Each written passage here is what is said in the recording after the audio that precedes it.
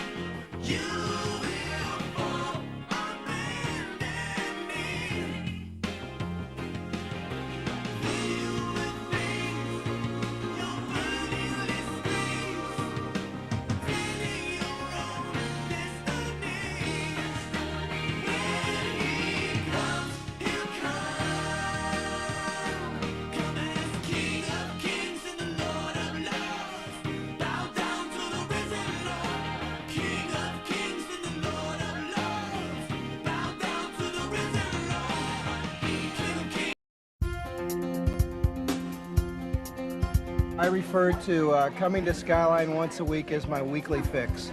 Just moved here, last Monday, and I think we've eaten lunch here, well, one dinner here and 2 lunches. We have to have our chili fix, Skyline fix, at least once a week. I just have to die and go to heaven. Hope there's one up there. It all started with a dream. In a small restaurant on the west side of Cincinnati, a Greek immigrant named Nicholas Lambrinides invents the taste that would drive Cincinnatians into a frenzy for decades to come. But Nicholas didn't just invent a uniquely delicious chili recipe. He knew right from the beginning that he wanted his whole restaurant to be different in every way. So he paid close attention to every guest detail. In order to welcome his guests as soon as they walked into Skyline, Nicholas made the steam table the focal point of his restaurant, showcasing the preparation of his unique culinary discovery. Guests could actually watch and even participate as their food was prepared right before their eyes. Welcoming and getting to know his guests was Nicholas's vision from the start. Before long, this restaurant concept had everyone talking and eating. 50 years after the birth of Skyline Chili, Nicholas's original vision is still intact. Guests are still greeted with a view of the steam table, and they enter Skyline with a certain feeling, like it's a place where people know them. They don't just come to Skyline to feel filled up, they come to feel fulfilled. Skyline is definitely more than chili. Skyline Chili 3-Ways, Conies, Bibs, hot sauce, and oyster crackers have become traditions in the Midwest, much like baseball and riverboats. And the phenomenon is spreading like wildfire across the country and beyond. People all over have fallen in love with Skyline Chili, but it's more than just the chili. It's the feeling of belonging.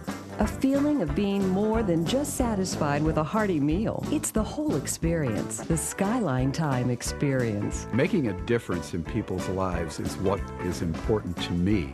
The people that work at Skyline restaurants really are special. We always try to make everyone feel like they're part of our Skyline family. Skyline is definitely more than chili. It's our people making a connection with our customers. I try and make a difference in someone's day. You got to make sure your customers feel like they belong there. And hopefully, after their meal with us, they'll have a really nice feeling. If you make them feel good, they're going to keep coming back for you. We know a lot of our customers by name. We've built friendships from our customers. If they notice you and they see you day after day, like, see you, Stacy, have a good day. It puts a smile on my face. We make them feel special by remembering what they order. A lot of the times we order their food while they're standing out in the parking lot. Guests know there's only one place they can receive service like that, and it's Skyline Chili. When we work together to create this experience, that's Skyline Time. I very much feel like I belong here when I come here for lunch, and I know everybody and say hi to everybody when we come in. So what can you do to make Skyline Chili special for your guest? You want to be genuine. You just want to be you. Go out there and have a good time and let your customers know that you enjoy working here and you enjoy them coming in to your restaurant. Because after all, this is your Skyline too. Just make them feel welcome, like they could be part of the family. We remember them, we remember where they work, what they order. We can pretty much go in and say the usual, and it'll be there on the table. It really makes a difference. It makes them feel like, you know, they're somebody. Yeah, like they belong. People love to have their bibs tied on. Tie their bib on for them. That makes them happy. They're like, oh, all this special treatment. This is good service.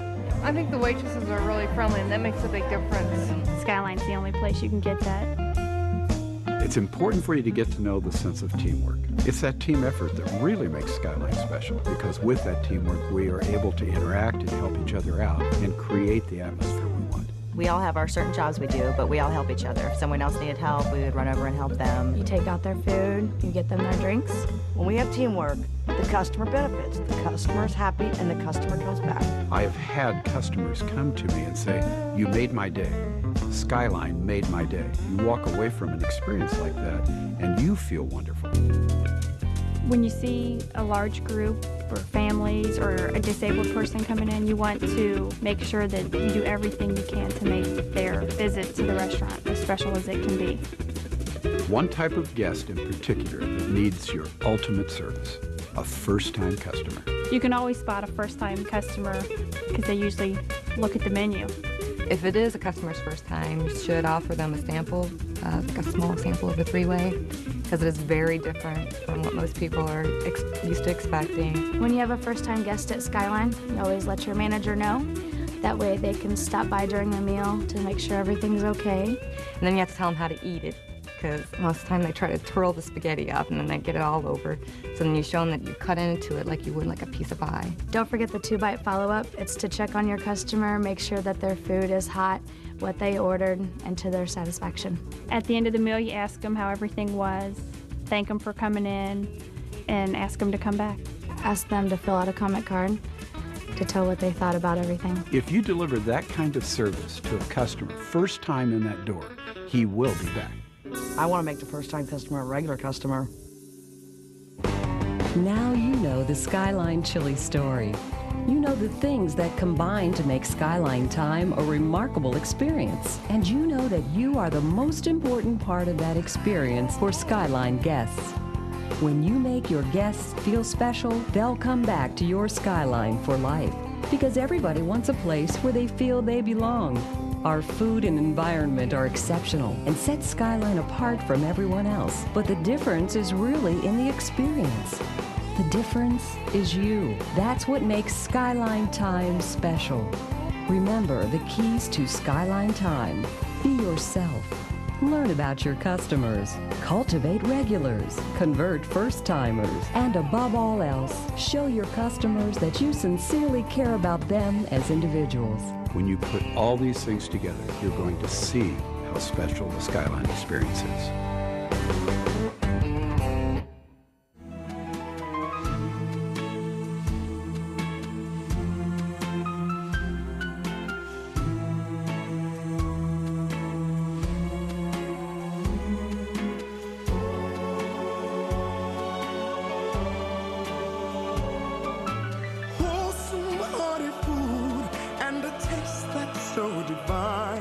Together, at last it's Skyline Time.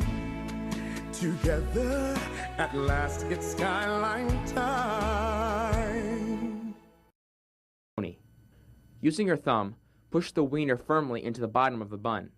This will help to keep its canoe shape. This is a Skyline cheese coney. It's got a delicious hot dog, Cincinnati-style chili, and a big mound of cheese. You know, Skyline sells over 16 million of these things a year. Think you might be missing out on something? Skyline, Cincinnati-style chili. Hello, I'm Matt. And I'm Angela, and we don't want you to miss out on a thing. So today, we're going to show you how to make the perfect coney.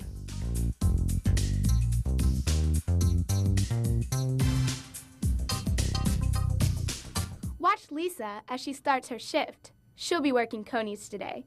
She's got a lot of things to do to get ready for the rush. But we all know where she's headed first. Of course. She's headed to the hand sink to wash and sanitize before she begins any food preparation. We really do care about serving our customers safe food. So at Skyline, we just do it. Hand washing and sanitizing complete. Lisa can now begin getting ready for the rush. First, she brings out a bucket of fresh sanitizer water and clean towels. Since we make the food right before the customer's eyes, we need to keep the area clean and sanitized. Next, she stocks clean dishes on both sides of the table and makes sure carry-out coney boxes are within arm's reach. This way, when it gets busy, 2 people can easily make conies, 1 on each side of the table. Then Lisa double-checks that all food is ready and in its proper place on the table. Grilled wieners, steamed buns, chili, cheese, mustard, and onions should be stocked and ready for making conies. Be certain that proper utensils are ready for each product. Iced teaspoons for onions, mustard sticks, an 8-ounce chili ladle, coney racks, and wiener forks. During slow periods, cover the cheese and chili cracks with lids to maintain quality and temperature. Hey, it looks like we're about ready to roll. Not quite. Don't forget about stocking backup products so that we don't have to leave the steam table area during the rush. Stock backup packs of buns on nearby shelving. Bags of wieners should be placed in a reach-in nearest the grill. Pans of shredded cheese and backup mustard and onions should be stored in the nearest reach-in. And here are a few more tips. Roll the wieners on the hold side of the grill at least once every 5 minutes to prevent burning and to maintain proper temperature. Check the water level in the bun warmers before the rush and fill as needed. Soft, steamed buns are critical to making the perfect coney.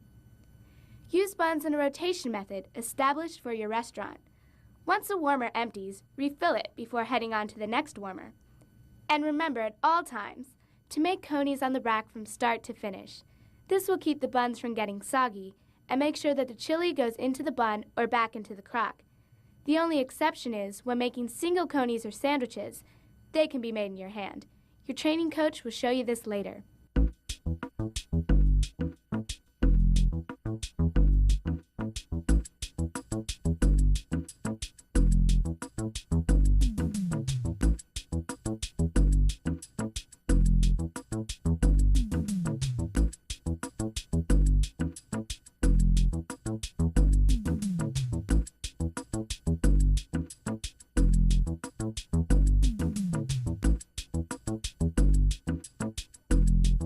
Now that we're ready for the rush, let's start making conies. Skyline conies. Once you eat the real thing, nothing else will do. Matt, why don't you show us your stuff? First, I'm going to show you 2 regular conies. An important tip for whenever you're making conies. Always start by pulling plates. You don't want to end up with a bunch of good-looking conies and have to fumble for a plate. Good point. After pulling plates, take 2 soft buns out of the warmer. Place one on the rack, and holding the other, stab 2 wieners at a time, sideways with the fork. Now here's a signature move. Make a canoe. That's right, a canoe, with the bun. Hold the bun as shown. Then insert both your thumbs slightly into the center. Gently pull it open till it forms a canoe shape. This means that the bun is open wider in the middle, but still joined at both ends. A good canoe-shaped bun is the only way to get plenty of chili into the coney. Using your thumb, push the wiener firmly into the bottom of the bun. This will help to keep its canoe shape. Then place the bun on the coney rack with the flat side against the flange. Pick up the other bun and repeat the same steps, placing it on the rack with the flat side touching the other bun. Pick up the rack with your hand positioned over the top and carry the rack over to the mustard and dab each wiener with the mustard stick, starting at the flange end and moving towards you. You're just too good, Matt. Look at how the mustard covers the wieners end to end, and I noticed you always hold the rack over the product you're topping. Now, holding the 8-ounce chili ladle like you would a pencil, stir the chili in a circular motion, bottom to top. Lift the ladle 1/2 to 3/4 full. With the coney rack over the chili crock, carefully ladle chili into the center of the bun, where it's the widest.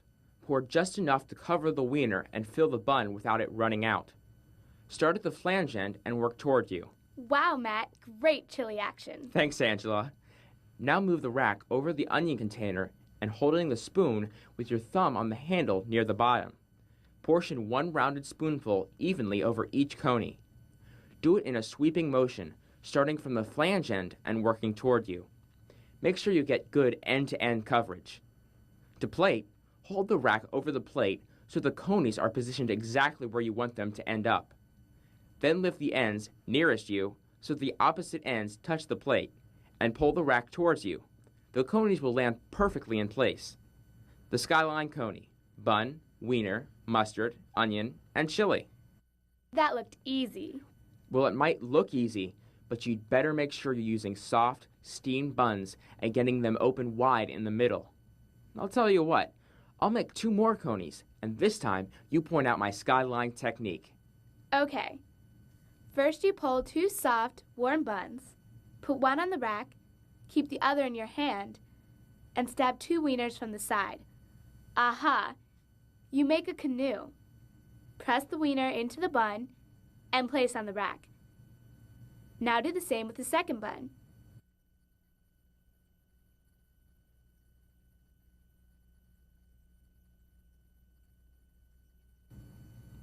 Carry the rack to the mustard and dab each wiener with the mustard stick.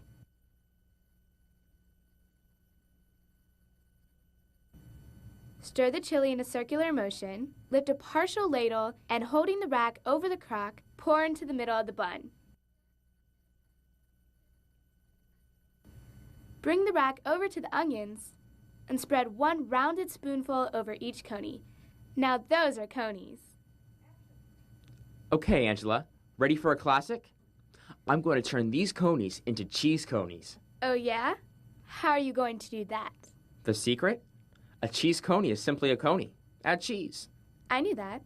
To make a cheese coney, move the rack over the cheese pan.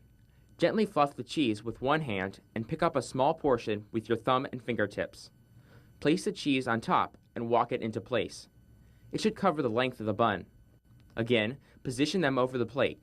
Lift the ends and pull the rack towards you. Place on a serving tray for immediate delivery to the customer. And there you have it. Lots of chili, a lot of great Skyline taste. I learned a lot. How about you? When coney orders are called or come up on the screen, you should A. Pull buns and start making them. B. Pull plates or boxes and then start making them. Or C. Add water to the bun warmer. And the answer is B. Pull plates or boxes first. That way you won't have to fumble for a plate or box when you're holding a rack of finished conies. Plus, it helps you to remember how to plate or box them once they're made. The keys to making the best tasting cheese conies are A. Use only soft steamed buns. B. Open buns into a canoe shape. Or C. The more cheese, the better. If you've ever eaten a Skyline cheese coney, then you know that A and B are definitely key. Soft, steamed, canoed buns filled to the top with our great tasting chili and just the right amount of cheese. Too much, and it tastes like a big cheese sandwich. Nothing compares to a perfect Skyline cheese coney. When making conies, you should A. Pull buns and open into canoe shapes, then stab and gently insert wieners. B. Pull buns, keeping one in hand, then stab wieners, canoe a bun, and firmly insert wiener, rack, and repeat. If you pull and open all your buns on the rack first, then wiener, they won't keep their canoe shape, which means they won't hold enough chili. So B is correct. Canoe one bun and insert the wiener, rack, then repeat. It's faster and it tastes better. When adding mustard, chili, onions, and cheese to conies on the rack, start by holding the rack over the product, then top A. From flange end moving toward you. B. From the end nearest you and moving toward the flange. Go with A. Always top from the flange end towards you. When making conies, you should stir the chili and fill the 8-ounce ladle A. 1/2 to 3/4 full. B. Full if you're making a whole rack. The answer is A. Too much chili in the ladle makes it really hard to pour into the canoe without spilling onto the outside of the bun. 1/2 to 3/4 full works a lot better. Add mustard to the coney with the mustard stick by A. Dabbing each coney wiener end to end. B. Dragging the mustard stick on the wiener covering end to end. A is the way. It's quicker and allows you to mustard 5 to 6 conies as you dab and rotate the stick. When pouring chili into the buns, you should A. Pour into the center of the buns. B. Pour chili back and forth across the conies. A is the proper technique.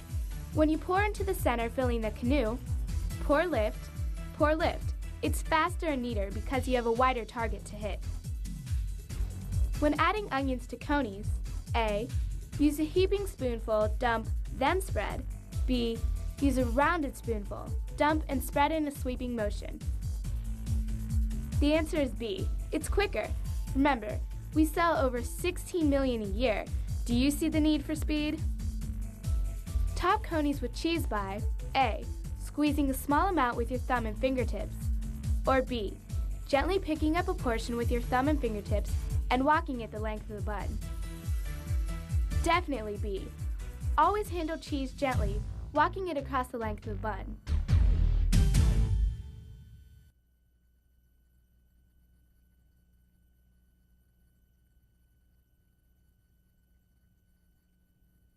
Matt, some people like their conies, no mustard, no onion. What's the Skyline lingo for a coney without mustard or onions? We call it a chili wiener. It's simple to make. Watch, I'll do 2. After you pull a plate, take 2 soft buns out of the warmer, placing one on the rack and keeping the other in hand. Stab 2 wieners, make a canoe, and push 1 wiener into the bun. Place on the coney rack, ditto on the second bun.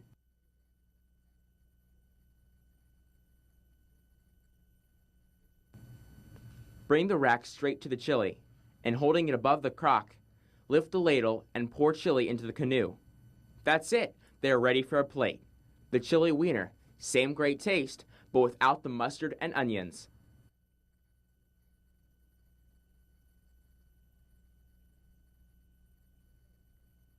So, Angela, can you guess how to make a chili wiener with cheese? Of course. Start with a chili wiener and add cheese. Just like a cheese coney, you gently fluff the cheese. Then place a small portion on top, walking it into place.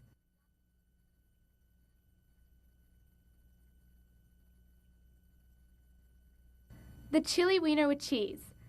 Simply a bun, wiener, chili, and cheese. Okay, here's a tricky one. What if the customer wants a coney without the wiener?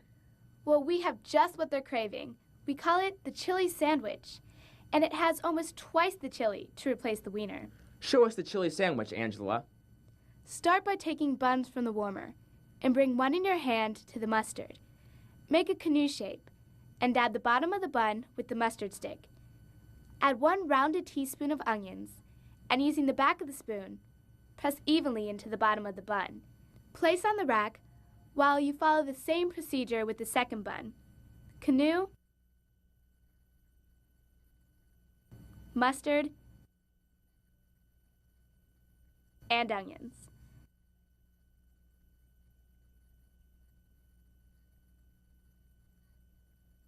Add to the rack. Stir the chili and bring the rack over the crock. Lift a partial ladle of chili and carefully pour into the bun until the canoe is full, but not spilling over. If needed, gently pinch the ends of the bun to hold the chili in place and carefully plate.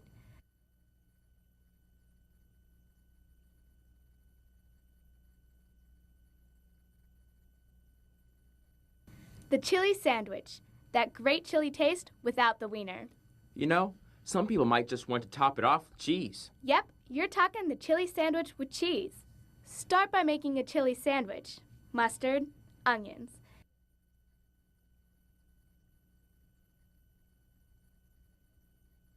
Then gently press a small amount of cheese, about 6 to 8 strands in the bottom and ends of the bun. Besides tasting great, this also keeps the chili from soaking through the bun. Watch. Here goes again. Mustard,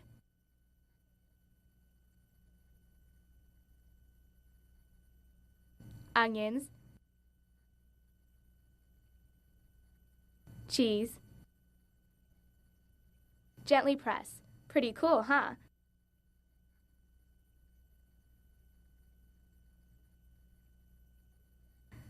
Place the buns on the rack and hold the rack above the chili crock. Stirring. We know you've got that part by now. Lift a partial ladle of chili and pour into the bun. Again, fill as much as you can without overflowing. Pinch if needed.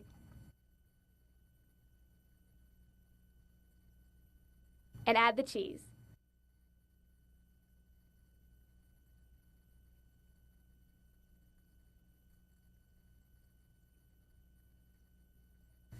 The chili sandwich with cheese. Just what the chili and cheese lover craves. You know, it seems like there are lots of coney varieties at Skyline. That's because our customers have created their own favorites over the years. And yes is the answer to any request.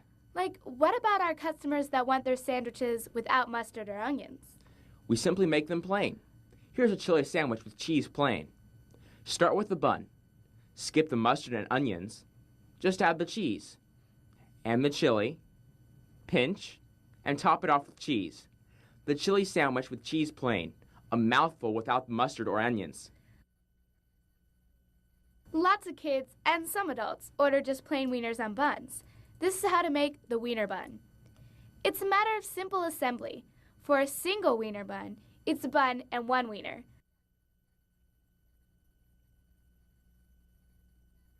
For a wiener bun, It's a bun and 2 wieners. Wiener buns, a kid's favorite. Then again, some folks might want to dress that up with a little cheese. Will we do that? Yes, absolutely. The wiener bun with cheese is the wiener bun topped off with a small portion of cheddar cheese. The wiener bun with cheese, just what my little brother likes. Sometimes customers want a little more or a little less of this or that. For them, heavy or light will make it just right. Take us through the heavies, Matt. For heavy mustard, add 1.5 times the normal amount. Roll the mustard stick so it leaves a wide stripe along the length of the wiener. For heavy onion, add 1.5 rounded spoonfuls of onion to the product.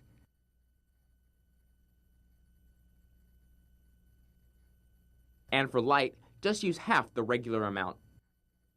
How do I know which size plate to put the conies on? Watch, I'll show you. For 1 coney, use a single plate. For 2 conies, use a round plate. For 3, use a regular weigh plate. And for 4, place on a large weigh plate. Remember, position, lift, and pull. They'll land perfectly in place. There's also a method to placing them on a tray. We place the conies on a tray so that a quick shake of the head by the server will alert them to which products have mustard and onion, and which don't. Look at this tray. See the 4 cheese conies on the left? Shake your head in the direction that the buns are pointing. Left to right? These conies are saying either no mustard or no onion. Now, shake your head in the direction the buns of the other products are pointing. Up and down? Yes, these conies have mustard and onion. Conies are a great product for our customers on the go. For them, we package in coney boxes. Place 1 in a single coney box and 2 in a 2 coney box. They need to be positioned to run lengthwise with a tab. This leaves extra room so the cheese doesn't hang out of the box. We box 3 and 4 conies using the same size container. 3 go front to back, and 4 go side to side. This placement is important because it keeps our customers' food from rolling around in the box. The 5/6 container is used for boxing. You got it, 5 or 6 conies. If you're boxing 5, pick up 1 of the conies and place at an angle as shown. Or for 6, pick up and place 2 conies at an angle. Then slide the other 4 into the container. Okay, how about a refresher before you head to the steam table? Name these products. A wiener on a bun with chili is called. The answer is chili wiener. A bun, wiener, mustard, chili, and onion is. A coney. A cheese coney without the wiener is. A chili sandwich with cheese. A wiener on a bun is. A single wiener bun. And finally, a cheese coney without mustard or onion is called a chili wiener with cheese. Whew! If you got all those, consider yourself near genius. If you didn't, don't worry. With a little practice, you'll be up to speed in no time. So now you've seen and hopefully tasted the perfect coney, found only at Skyline. Soon you'll be making some of the 16 million we sell a year. But it'll take practice and pride to get that great Skyline taste in every bite and every coney. But you can do it because you care enough to make a difference. Have fun making the perfect coney. Sugar inspired. I feel nice. Like sugar inspired. B. Remember, just do it. Which of the following should be done to get ready for the rush? A. Stock clean dishes and carry-out containers. B. Hi. So you want to learn how to work the steam table. I'm Angela. And I'm Matt. And today we're going to show you the many ways of Skyline chili. Skyline's a great place to work, right, Angela? Yeah, once you know your way around. Hey, Angela, did you know that Skyline sells over 8 million ways a year? Wow, it sounds like we ought to get started showing you the Skyline way.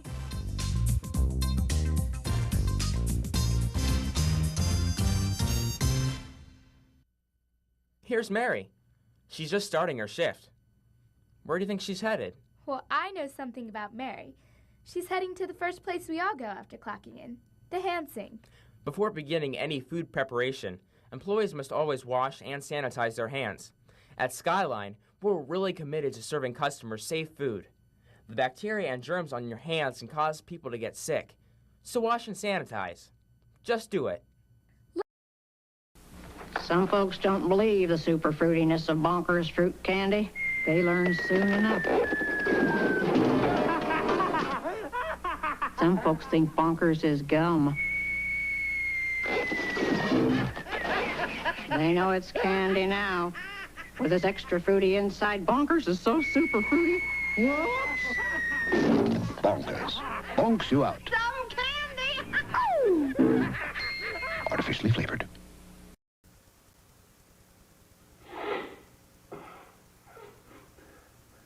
Finally, a perspective on how it really feels to do cocaine. From the inside. Goes back to positive.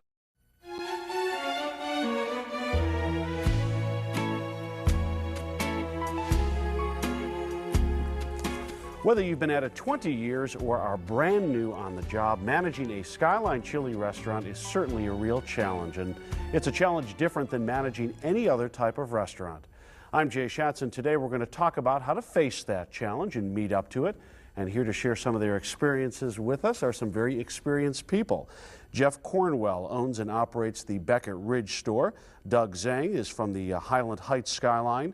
Denise Collins manages the Escort store, and Pat Brown is from East Main in beautiful Columbus, Ohio. Pat, we're going to pick on you first. We'll start with you. Why is managing a Skyline so different than managing any other type of restaurant? Well, I think what we need to be successful at Skyline, we have to have all the operational skills. We have to have all the bases. What's different about Skyline, now we move in and we have to be Skyline time driven. We have to instill in our employees what we're trying to accomplish. The thing that's real important for us to realize is there's a lot of places for people to go have lunch or dinner. And there's a lot of places for our employees to go and work. I know, so the only difference between working for Skyline and somebody else is the way we make them feel and the way we act. The key to managing a successful Skyline is performing all the operational requirements well, while creating a warm Skyline time atmosphere for customers and employees. What is the Skyline time experience that we talk about so much? Customers come first in Skyline, and that's what sets us apart among all the other restaurants out there. It's genuine. You got to feel it in your heart. You have to have a feel good about your restaurant. You let them feel that it's their restaurant. We want them to be a part of our family. That's a pretty neat thing to have in your job. The atmosphere of enjoying being Hi guys, there, how you doing today? greeting people, saying hello, having fun. The Skyline time experience means customers feel recognized as individuals. Service is genuine, from the heart. Customers feel like family. Service is high energy, yet comfortable and relaxing. And finally, Skyline time means a fulfilling experience, where Skyline people make the real difference. Well, let's talk about the manager's role in creating that Skyline time experience. What do you guys do to really create that experience? We really have to set the attitude for the restaurant. Whatever we do, our employees follow. So a lot of times what we have to do is have to keep that positive attitude and realize that we're going to have the best attitude in the restaurant. And if we're having fun and we're going out and showing that out in the dining room and in the front of the restaurant, then our employees do, and it just makes a good overall experience for everyone. I think it's important to select the right people and make sure that you have the pieces to your puzzle. Outgoing people is what we're looking for.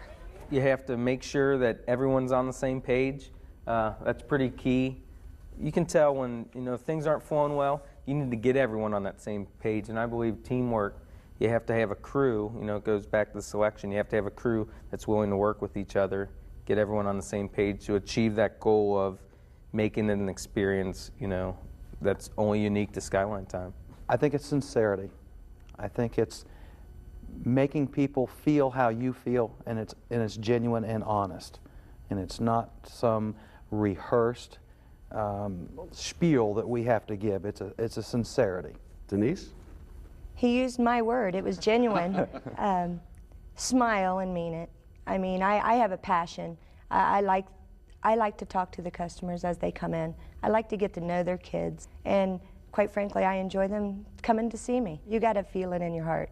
Creating the Skyline time as the manager, everyone follows your cue. You're the leader, and you're the one that needs to expose them to the Skyline time and the smiles and the good time that they're going to have choosing our restaurant. The manager's role in creating Skyline time includes leading and modeling Skyline time hospitality, selecting potential service and production pros, training employees so they have the skills and confidence to deliver on Skyline time, creating an environment that's fun, energized, and enables Skyline time to flourish, being the employer of choice.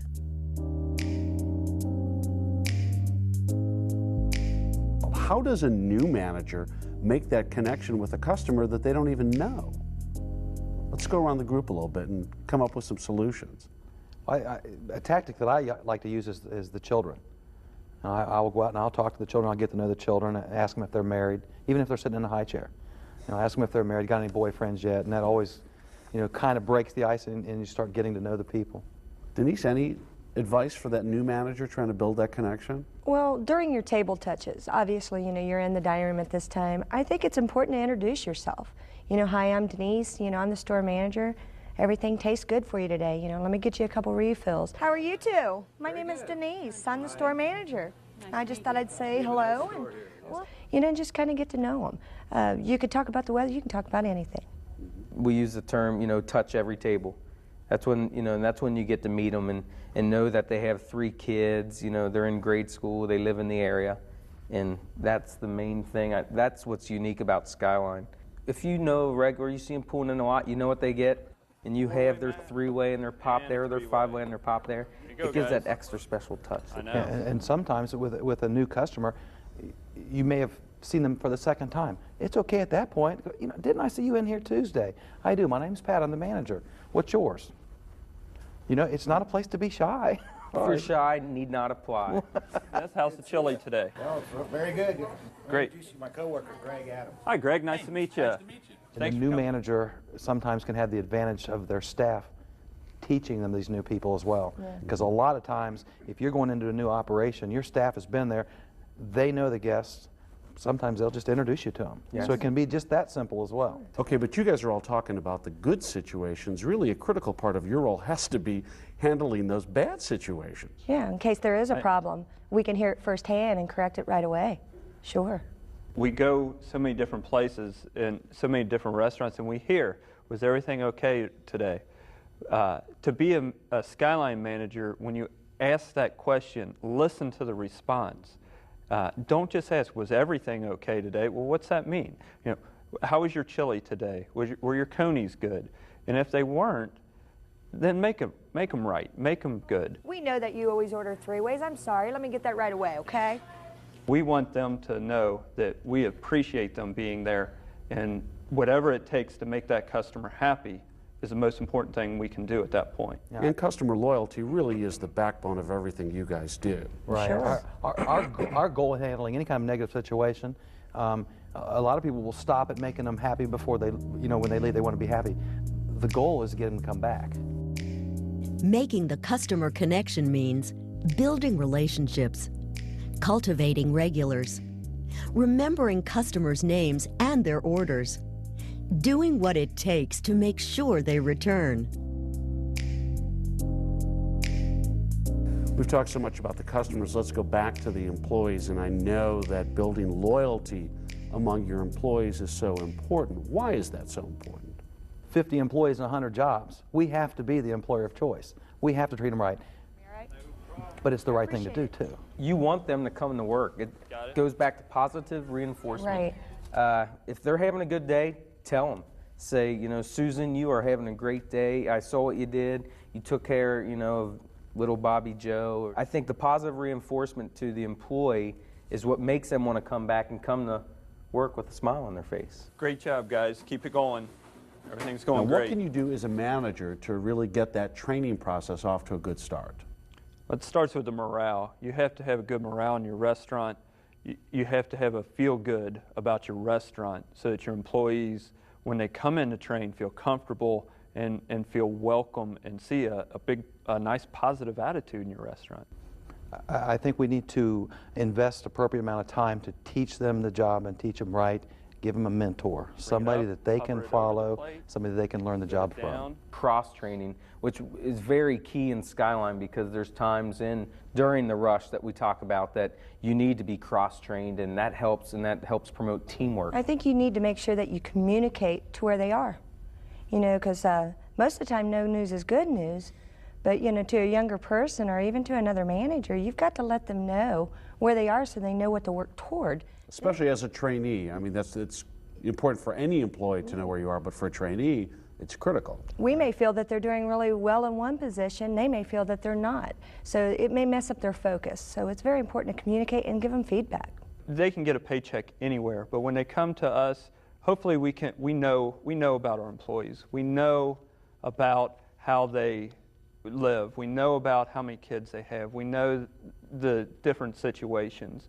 And it's important that we create a family atmosphere for employees, and in turn, they create that family atmosphere for our customers.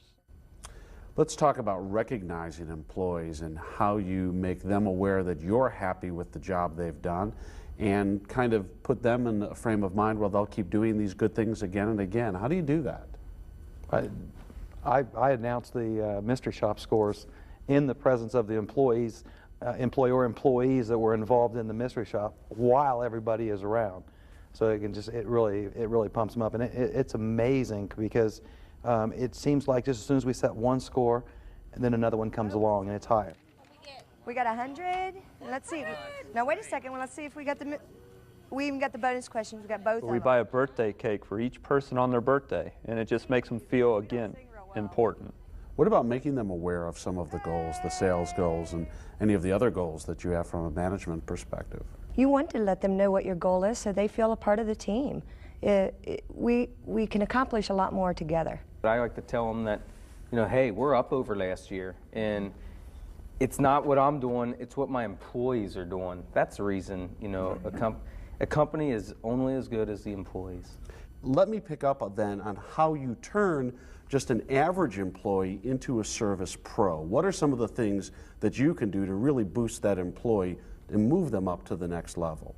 Recognition, you know, people really crave recognition, and sometimes it's a matter of finding that the smallest thing that they did right to start the snowball rolling. Maybe if we added some shelves up in the top, we could get some of the stuff out of our way. I've heard some managers talk about empowering their employees. What do we mean by that? We don't want our employees to feel like they have to come to us for every little thing in the restaurant that happens. I think empowerment is giving them not only the right but the responsibility to make decisions to take care of our guests, you know, and then us as managers backing up that decision. And they're not going to make the right decision every time. And when they don't, then we become teachers. We have a team of servers that works a rush or throughout the day. What better person to come up with a floor plan or a side duty list or to organize their week? It's their week. We don't do this. Let them come up with the ideas, because when they have the ownership, not only will it be done, but it'll be done right and well. Well, you let them feel that it's their restaurant. The restaurant's only as good as they are. If we can tell them, you know, look, this is our Skyline. We're the best. We deliver the Skyline time better than any other Skyline or any other restaurant in this area, and give them that sense, then they really pick up on that and really will want to be the fastest. They'll want to be the best, right. and they'll do it. Build employee loyalty by treating employees as you want them to treat the customers, recognizing them individually, rewarding exceptional performance, sharing restaurant goals and results, empowering team member ownership, and creating growth opportunities through personal development. I want to go through a quick list of what you as a manager should be doing to get ready for that rush. What are the things you should be doing? I think the first thing you have to do is make sure your aces are in their places. Make sure you have the right coney guy, the best coney guy at the coney station, your best three-way guy at the weigh station. Make sure your waitresses are in the dining room, your dishwashers are in the dish room, and make sure that everybody's where they need to be. What else? And it's important to have all your stock ready and to its backups levels, and you got to make sure you have the right utensils. You have to just be ready.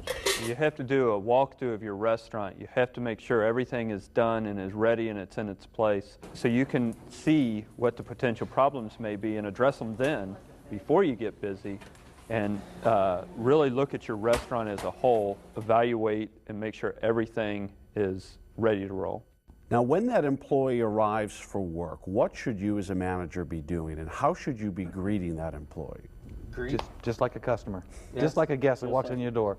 How you doing, you know, and I think it's important at that point in time, let them know what they're doing. We have a lot of cross-trained employees, you know, so they feel in the know. If you see they look like they're having a bad day, ask them, is everything all right? Is there anything I can help you with? It'd be a good time to re-emphasize on, like, maybe the day before. Maybe they had a great day the day before. So maybe, you know, kind of push it along and make them feel good about themselves before their shift even starts. Pump them up. And by calling to their attention what they've done well the day before, you're really setting the stage for what they should be doing. Hey, the place looked really good last night. You had a really nice close, and everything looks super this morning. Thanks, Jeff. Is the rush the climax of the shift or not? No. The climax of a manager's day should be prior to any rush. The setup. They should be setting up, stocking, getting things in order so that when the rush hits, we can worry about what's really important, and that's taking care of the customer and being able to spend the time to go out and take care of the customer and do the things that we need to do. To prepare for the rush, have all product in stock within arm's reach. Perform the manager's walk and make corrections as needed. Talk employees into position. Get your aces in their places. Now, when that rush hits, what exactly should you guys be doing?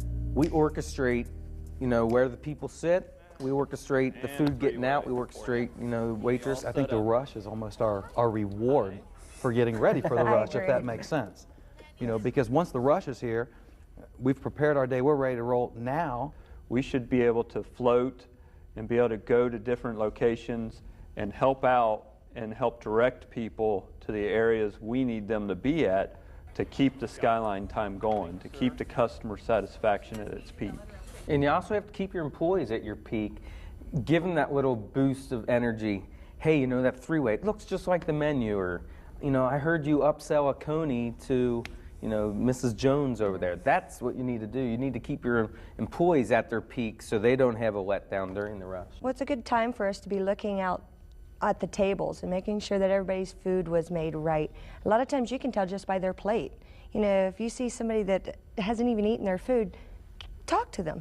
You know, some people won't even tell you what's wrong. So it gives you an opportunity to maybe fix some possible problems before they leave. What they're talking about, I think, is using just every sense that you have. You know, what are you hearing going on? What are you seeing going on? Who are you directing? Did you hear the drive-through person? Did they upsell? And if they did, kudos to them. Because during the rush, now we're doing what we just got warmed up to do.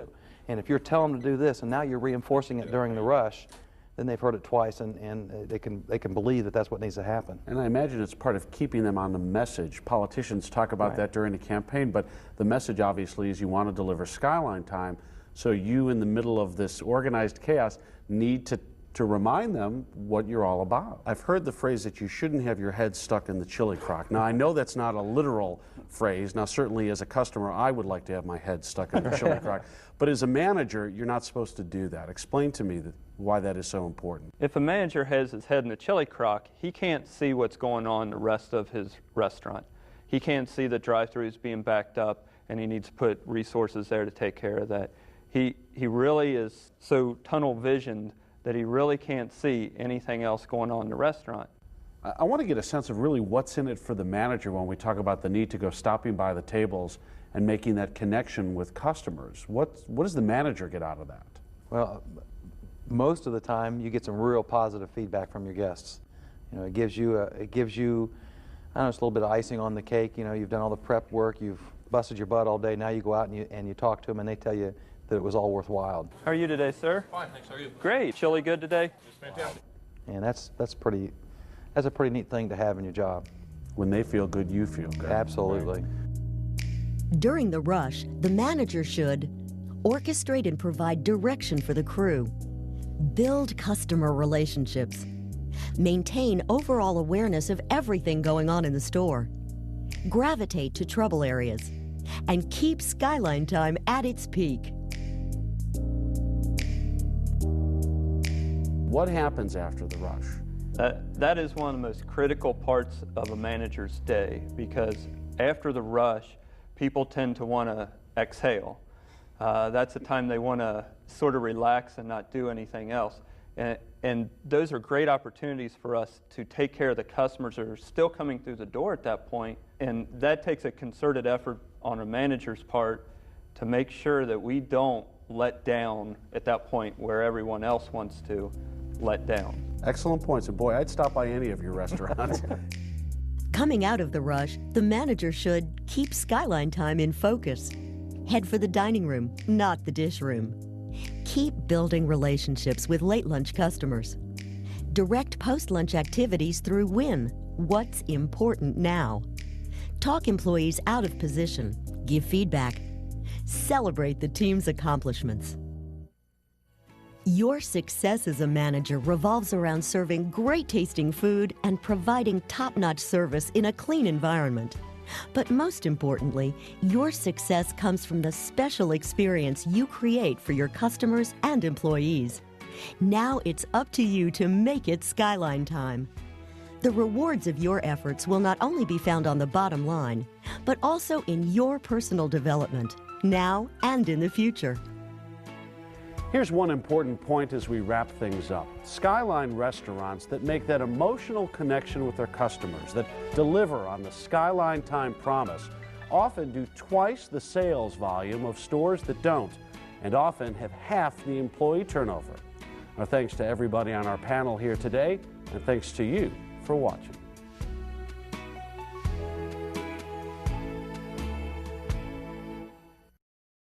Hamburgers are like trains. At some places, the hamburger makes several stops. First in a box, then under the heat lamp, and finally in the holding bin. That's the local hamburger. At Wendy's, your hamburger goes straight to you while it's fresh. So why take the local hamburger when you can get a Wendy's Express? You know where to get all these steaming, hot-stuffed baked potatoes. You get them at Wendy's.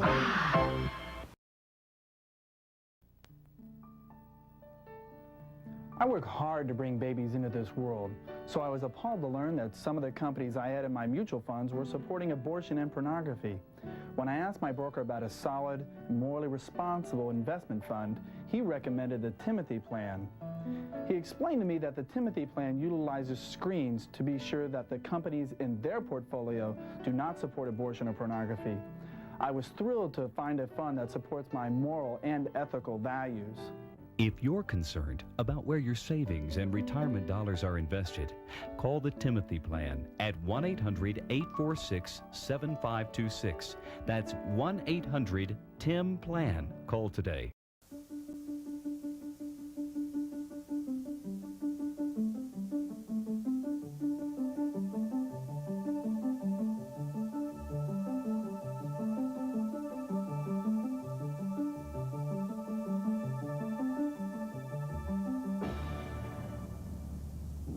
Dianetics by L. Ron Hubbard.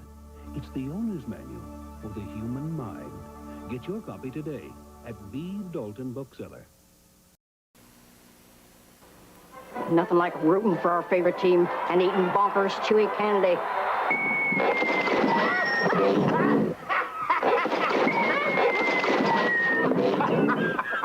Now I'm eating chewy chocolate Bonkers. Rich chocolate outside, dark fudge inside. But it's still Bonkers, so I'm ready.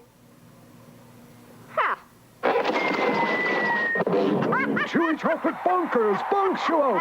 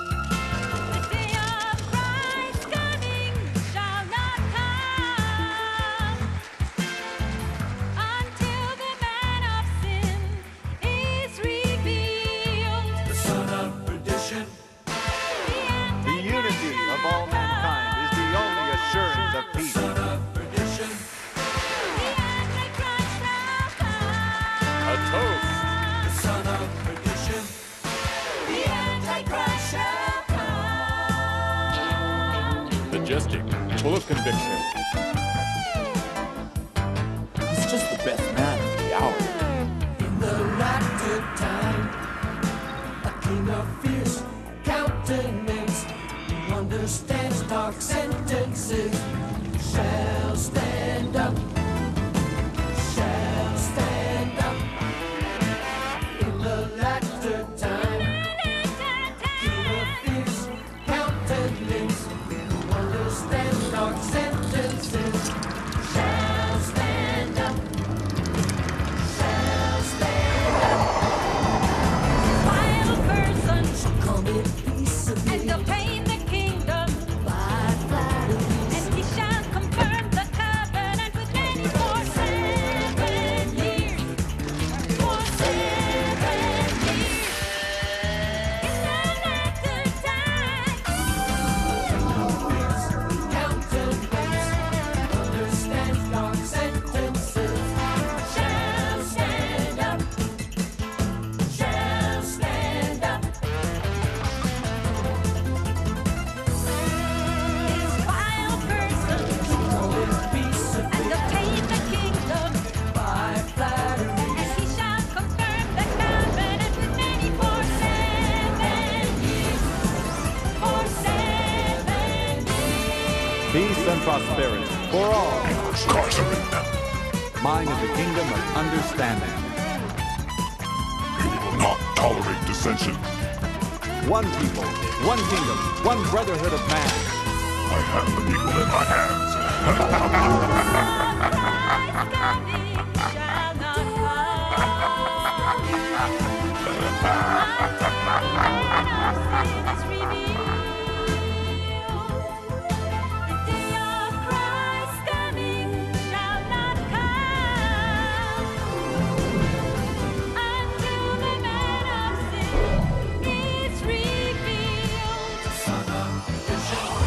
Extraordinary. He's the man. He's actually solved all our problems. The son of perdition. The Antichrist shall come. The son of perdition. The Antichrist shall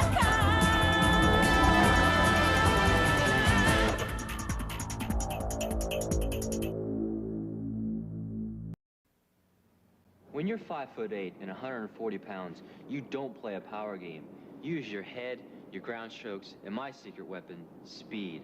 That's why I picked the pump from Reebok. When I'm pumped up, I get support, protection, and a custom fit. So if you want to beat those rock and roll tennis guys, pump up and air out. Switch to the greatest sports performance shoe in the world, the Reebok Pump. Pump up and air out.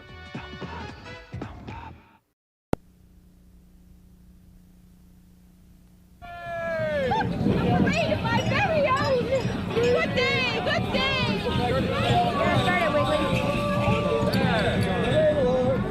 Good day. Good day. Now, I got come see the way.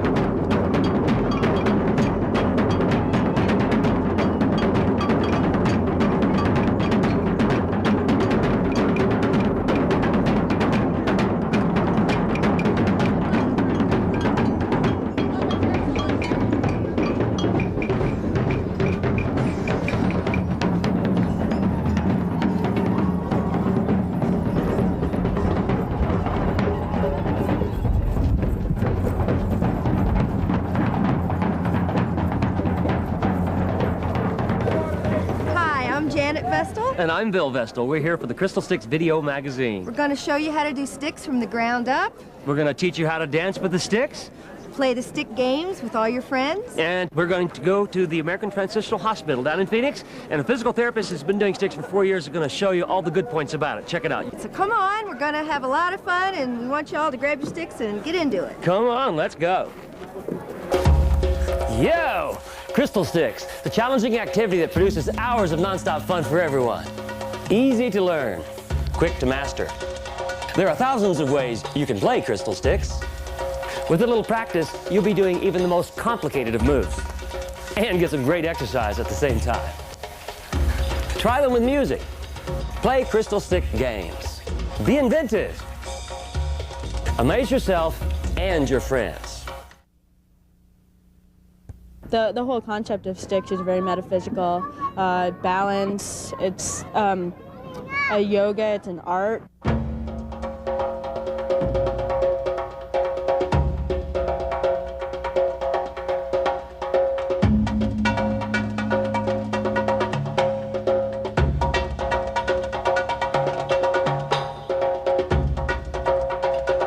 Take a rhythm that you can feel in the air and start flowing with it in synchronicity with the sticks. I think it's the best. In the morning, after a cup of coffee, it's really nice. You're all woo, grooving and stuff.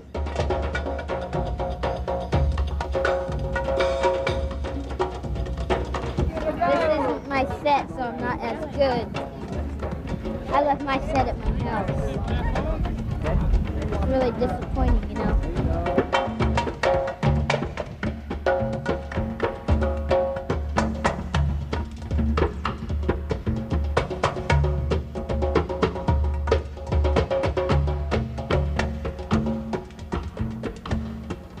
It's a really good low impact workout. It affects my health. It affects the way I look at things. Improves my rhythm, my coordination, timing. All that stuff is included, and you practice it every day when you do the sticks. I'm Bill Vestal here for the Crystal Sticks Video Magazine. What you just saw were scenes from a Renaissance Festival actually here in Phoenix, Arizona. And that's a most appropriate place for us to begin with this version of our Sticks Video Magazine, simply because Crystal Sticks grew up in the Renaissance festivals, and most of our beginning stick players actually started out right there. So we've gone to the Renaissance Festival, we've gotten comments from stick players who have been playing for varying periods of time to give you a chance to see what their experiences were like when they first started. The truth of the matter is, sticks has been around a long time. I think when we first came down out of the trees, we probably brought some sticks with us as sort of a security device, if for no other reason. I made the first crystal stick in 1985 in Tucson. Just cut a circle of leather, put a couple of little slits in it, turned it into a cup, put it onto a piece of wood, and the next thing you know, we were playing. It was loosely based on the Chinese version of sticks, although the Cherokee Indians have a version of as well, where they put an arrowhead on each end of an arrow shaft. They spin that around, and if they mess up, well, they get cut. We didn't want to do that, so we've made it a lot more safer than that, and we've really created something a little bit new because we've added the aerobic dynamic and a concept that we call claim your bubble that you might find rather interesting as well. Well, I met Bill Vestal, the Crystal Stick King, you know, about 4 years ago at a Renaissance Festival, and he showed these to me, and I thought to myself, what a great idea for therapy, because I work with all different kinds of patients. I work with head injury patients, spinal cord injury patients, chronic pain patients, all different types of patients, and I thought to myself, that looks like a fun toy for them to use and get strong with. And the thing that's good about these is that patients are actually doing something that makes them get stronger, but they think it's a toy. So we kind of like fool them into getting stronger, and they don't really know that they're doing it, but they enjoy it, so they like that. Going right to the very basics of sticks instruction, going to take you from the ground up and then move you right into the advanced. But first, let's get some words from people in the Renaissance Festival as to what they experienced when they first started their stick playing. When I first picked up sticks, I said to myself, I'm going, geez, I never could do these, you know, and now I'm like, I'm really good at them. When I picked it up, at first it wasn't very easy. You know, it took quite a while to get the rhythm down and that sort of thing. Basically, I just wasn't discouraged, and I tried to, you know, you got to keep trying. I started to get the rhythm, and it was like, it all started to fall in place. It felt like I was starting to hit the groove.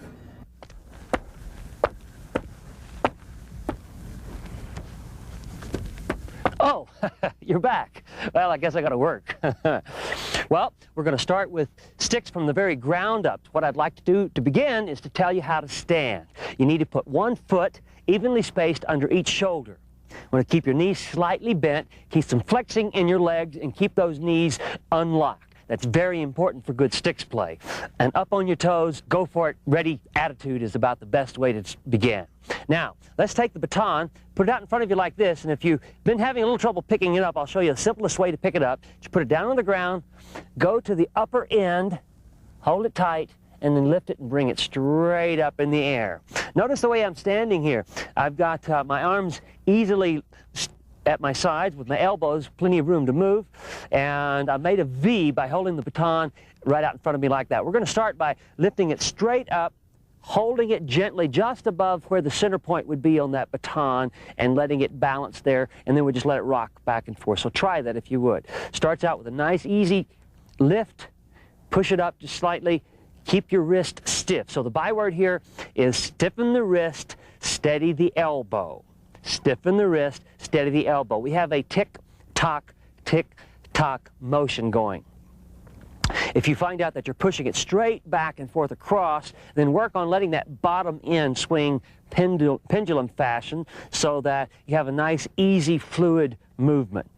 So once again, when you first start with the tick-tock, steady on, keep the knees slightly bent, arms out to your side, stay smooth, lift it gently, stay level, balance it back and forth. Always paying attention as you toss to that area just above the center of the baton.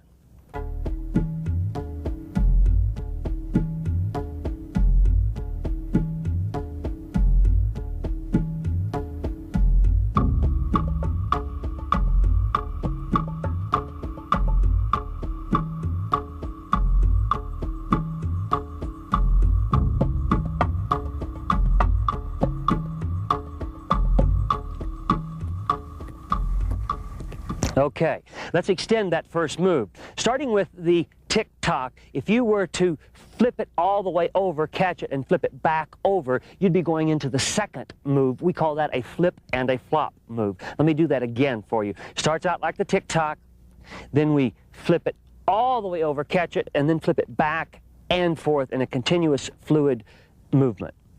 That would be a flip and a flop, a flip and a flop, and as you'll find out right away, once you get the flip-flop going, you could easily flip it, catch it into a spin, because it's a simple variation from the flip-flop to spin it a few more times. So you notice if you keep those knees bent, if it starts to fall, you can fall with it. You can reach down and grab it as it moves, and notice how that naturally goes together with those bended knees, and you can get the second level of sticks off and running.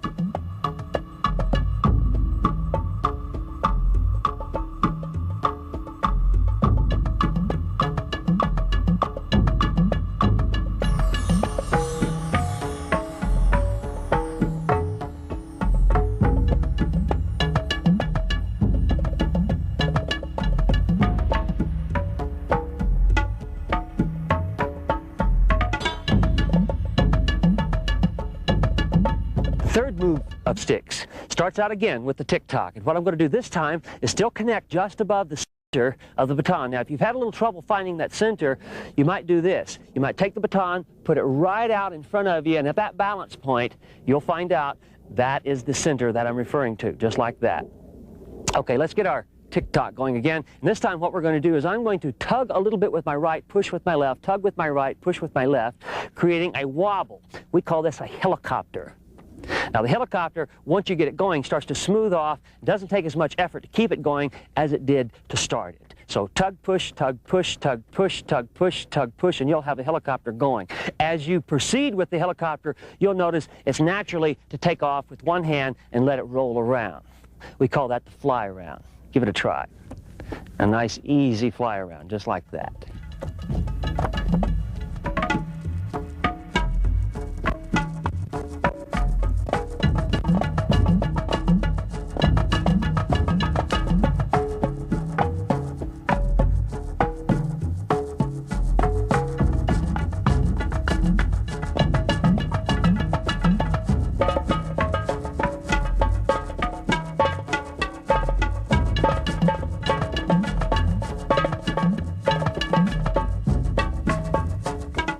As you continue to progress with your basic practice sticks moves, I would suggest that you take those moves and whatever you can do with one hand, practice with the other hand. Whatever you can do between the two hands, see if you can do it with one hand or the other hand. So, for example, the basic tick-tock would turn into a flip over, catch, flip back over, catch, flip back over with one hand, or the other hand, the same way. Flip over, flip back over, flip over, flip back over, flip over, flip back over. You'll see how this naturally leads to stick dynamics, and we'll be getting to a little bit of stick dynamics right now in just a moment to show you how your basic moves can start to expand right away, and you can be doing stick dynamics the very first time you pick up sticks.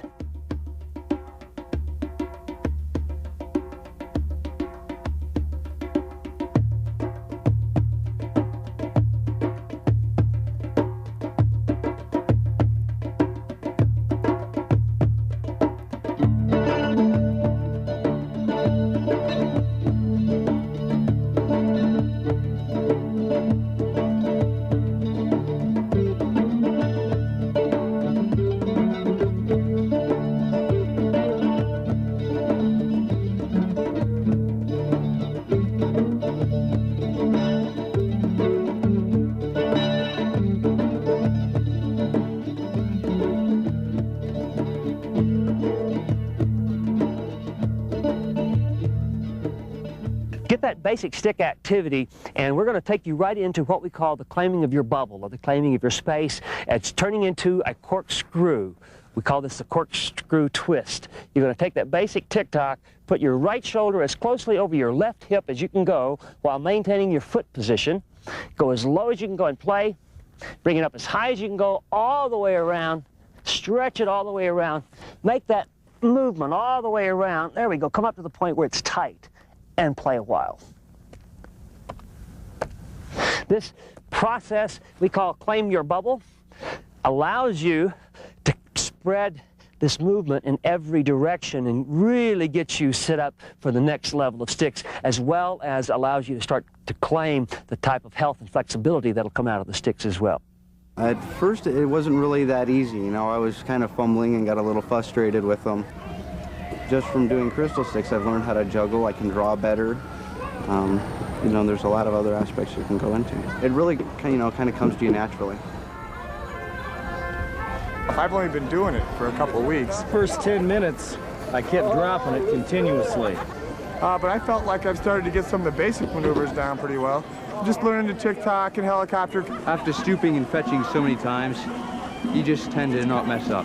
My wife and I seemed to almost get in a competition over who would spend more time on it. A lot of people are afraid to try it, but it's so easy to learn, and kids love it because they feel good about themselves in the first 2 minutes.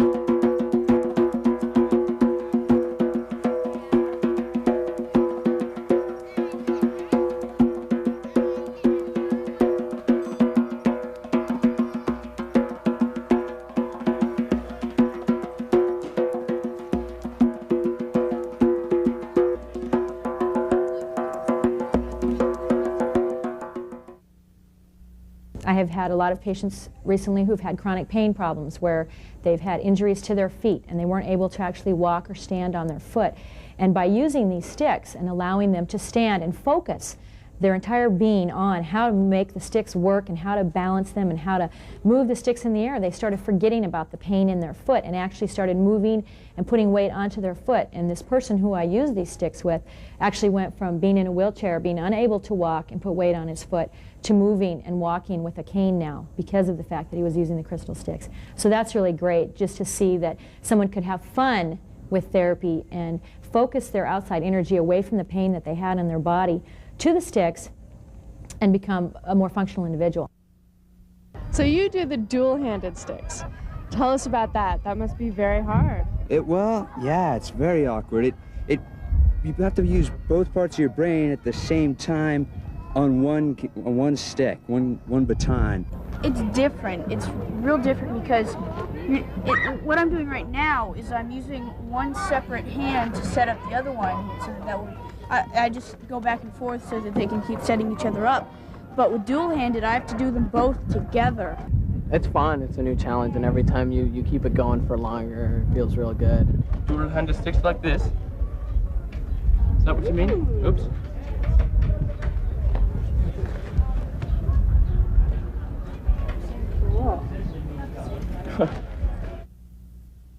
You know, if you'll recall in the previous segment, when I suggested that what you practice between the two hands, that you extend to one hand or the other hand. What that was doing was simply preparing you for dual-handed sticks, and that's what I'm going to show you now. Dual-handed is where we put both of our hands together to act as one, dual. We're going to start by putting the baton on the ground. I'm going to remind you one more time to spread your feet. In this case, you want to spread them a little bit further than in the opening stance, because you want to get them more than shoulders width apart in the beginning so that you can crouch down and pick up the baton easily. Also, when you put your hands together, I want you to interlock your fingers, extend the index fingers like this, so that when you reach down and pick up the main baton, that you'll have a nice level approach to it. Notice how I'm squatting here. This is a bit of a yoga squat, so you may have to practice this a little bit. It'll be good for you to learn how to do this. It'll also be very good health-wise from the standpoint of flexibility. So let's start with this basic move. Flip it all the way over and back over, all the way over and back over in a continuous movement. Now, in this particular case, we've combined the first two movements of sticks into one. And as the variation on this one, you can actually go right into a scoop. You could even think of it like a propeller, either one direction, of course, or the other direction. It'll be up to you to practice both directions to maintain proficiency with all of the possibilities in the area of dual-handed sticks. Now, I'm going to let this evolve itself right on around my body. And as I talked about earlier about claiming your space, or claiming your bubble, as we call that, we're going to take this basic movement, stretch it around the body, and put my right shoulder as close to my left hip or over my left hip as I can. Bring that all the way around, doing a little window polishing, as we say. When you're claiming your bubble, you want to make sure you have lots of clear seeing if it were a window. In any case, you want to have that flexibility, and that's the main point. There we go. Yes. And if you haven't strained up against yourself, then you haven't claimed your full bubble. Come up to the point where you feel tension, play a little bit, wrap it around, maintain your balance if you can, and carry it the opposite direction. Yes! Oops, everybody drops it.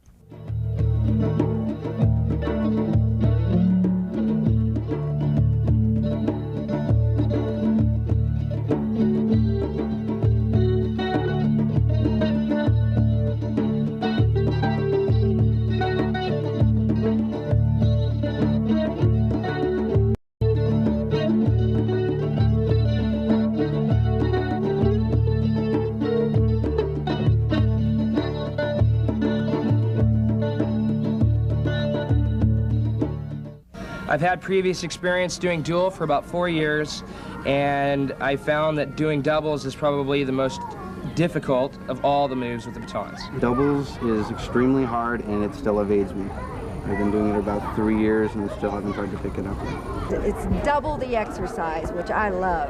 I can just do 10 minutes of doubles, and I'm pumped up, I'm worked out. What did you do to prepare yourself for doing doubles? I got down each hand to where I could spin it continuously on each hand before I even tried to pick up another baton. And that helped a lot with the coordination of it. And it's like trying to chew gum and walk and pat your head and rub your tummy at the same time. What I'd like to do now is to make sure you got a good running start at being successful with your doubles endeavor.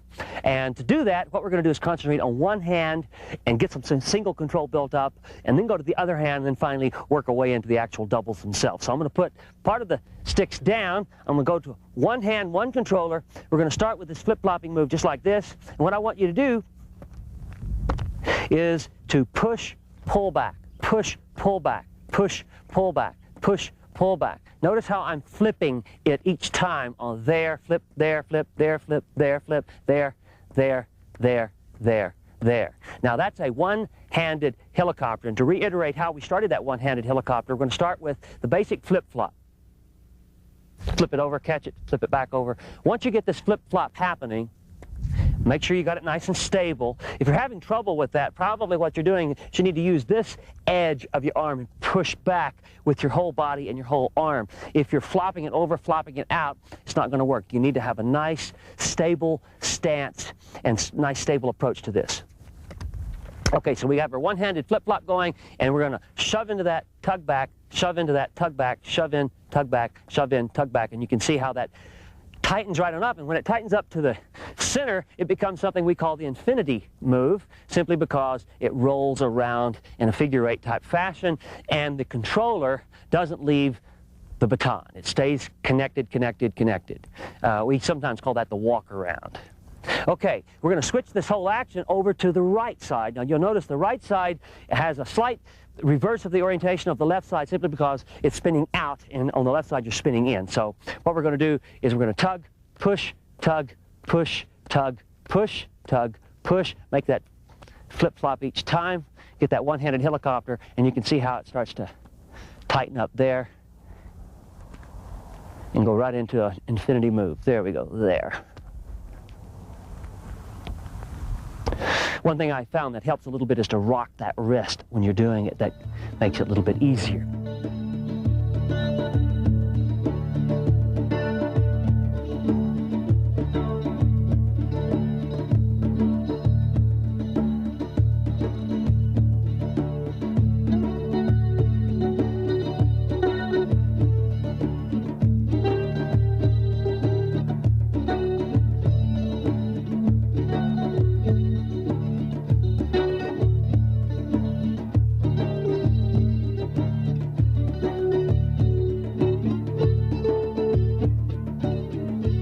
Okay, ready for the doubles now. All right, we're going to start with putting one baton on each side in front of us.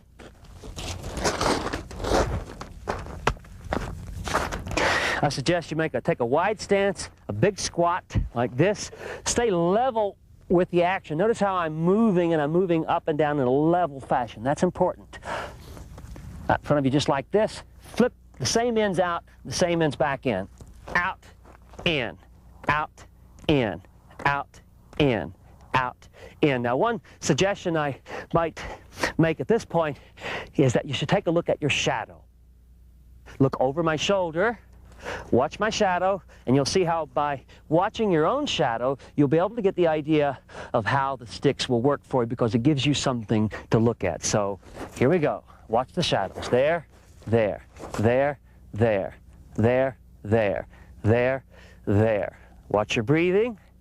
Nice and smooth, going to a circle, circle, circle, scoop. Let's do that again. There, there, there, there. Scoop, up. There we go. Oops, everybody drops it, so let's pick them back up. Try it again. Once again, there's different approaches. You can go to the same end, the same direction, or in and out, or opposites. Yes.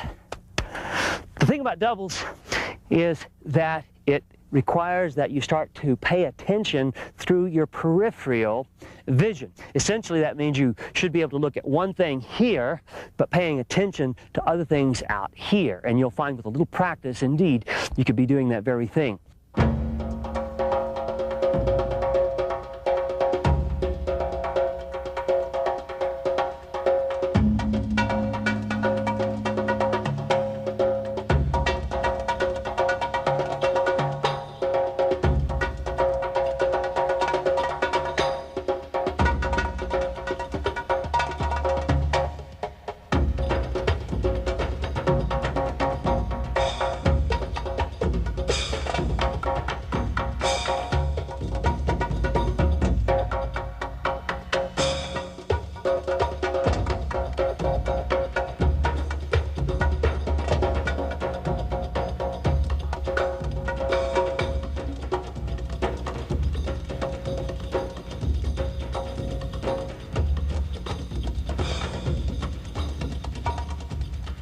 Well, as you can notice, Bill's got a really well-defined musculature system. I mean, you can see as he's doing that right now, see the muscles flexing on the back of his shoulder. Those are all of his deltoid muscles, and they work in tandem. All our muscles in our body do when we don't have any musculoskeletal problems, which obviously Bill doesn't. But his muscles are working in co-contraction patterns. They're working in all different areas of his arm, back, neck, and leg. Right now, you can see his bicep muscles are working, his triceps, all of his trunk musculature, his quadratus lumborum, his abdominal musculature is working, his extensor muscles of his spine to maintain and pull his body back up. As you can see right now, he's stretching and flexing his feet and his knees. So not only is he working his muscles strength-wise, but he's also stretching his musculature in a active fashion, which normally makes muscles stay stretched for a longer period of time. You can see he's doing a real fast job of constantly changing positions of his hands, which helps to increase his endurance for his cardiovascular system. I mean, we haven't even started to talk about that aspect of this, but as anyone who's done sticks can tell you that doing them at this rate and speed for any period of time can get your heart and lungs pumping. And of course, if you were to be really frisky, you could add weights to your arms, weights to your legs. I might not suggest that for someone with knee problems or shoulder problems, but you can certainly make it harder on yourself at any point in time. And of course, Bill has to show off really good now by showing how he can just do it with one hand. The thing that's good about doing it with one hand as well is many people are one-sided dominant, and by stretching and forcing yourself to do it with one hand versus the other helps you to become better at all different sports.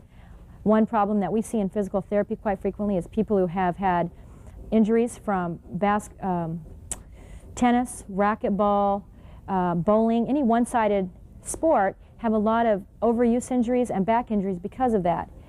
And with the sticks themselves, they help you to become more balanced with all your musculature in the front of your body as well as the musculature in the back, and the musculature from side to side, from your left side to your right, which is not something that you see as much when people perform a lot of unilateral or one-sided sports. So I would even suggest this for sports medicine patients, patients who want to get better at the sport that they're performing, whether it be racquetball, tennis, bowling. And you can see how strong Bill's forearms are, which is very important. Also, as far as the newest thing now, a problem that we see with a lot of people who use computers is overuse injuries, which occurs primarily at the wrist and shoulder areas as well as the neck. And you can see by doing all of this, he's strengthening the musculature around that area. And the best way to get rid of a problem is to start by preventing it. I use both parts of my mind. I can use my left hand and right hand, both. I noticed that I'm more aware of the left side of my body. I noticed that I'm more aware of my posture and of energy flows just because of using the sticks. I was threading a needle with my left hand. How did I, that's from doing the sticks. I think it's focused my mind.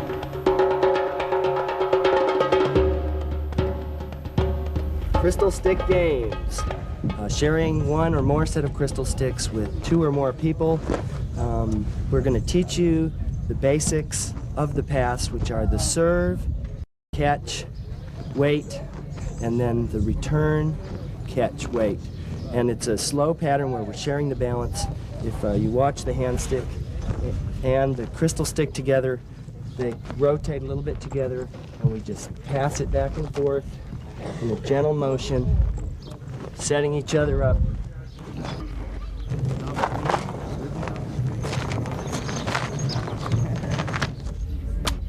All right, now add a little bit of freestyle.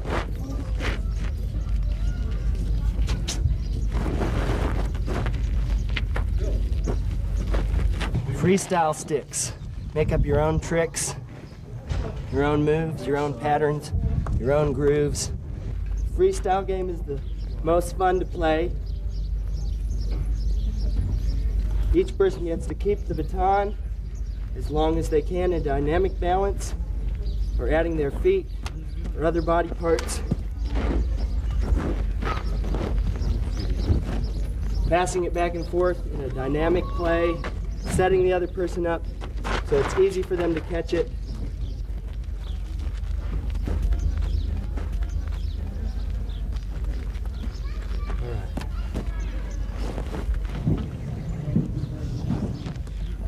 Now in this freestyle format, you can add any amount of people in a triangle, square, semicircle, full circle, hexagon, however you like to look at it. All right, Jeff, you want to come and join us? I'm going to pass it back and forth to both of you. This is the serve. I kind of look back, lift it, sync with it, push it over to the other person, put it in a helicopter spin as close as possible.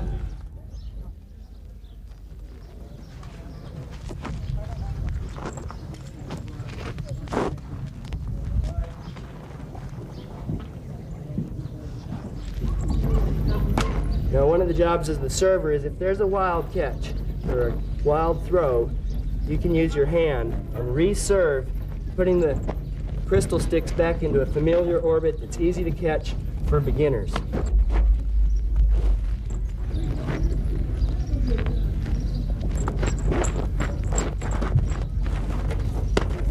All right, you're in the second position, so there's no movement. First to Jeff, then Tim. Back to me. Okay, I drop. So you're the server. I'm player number 3.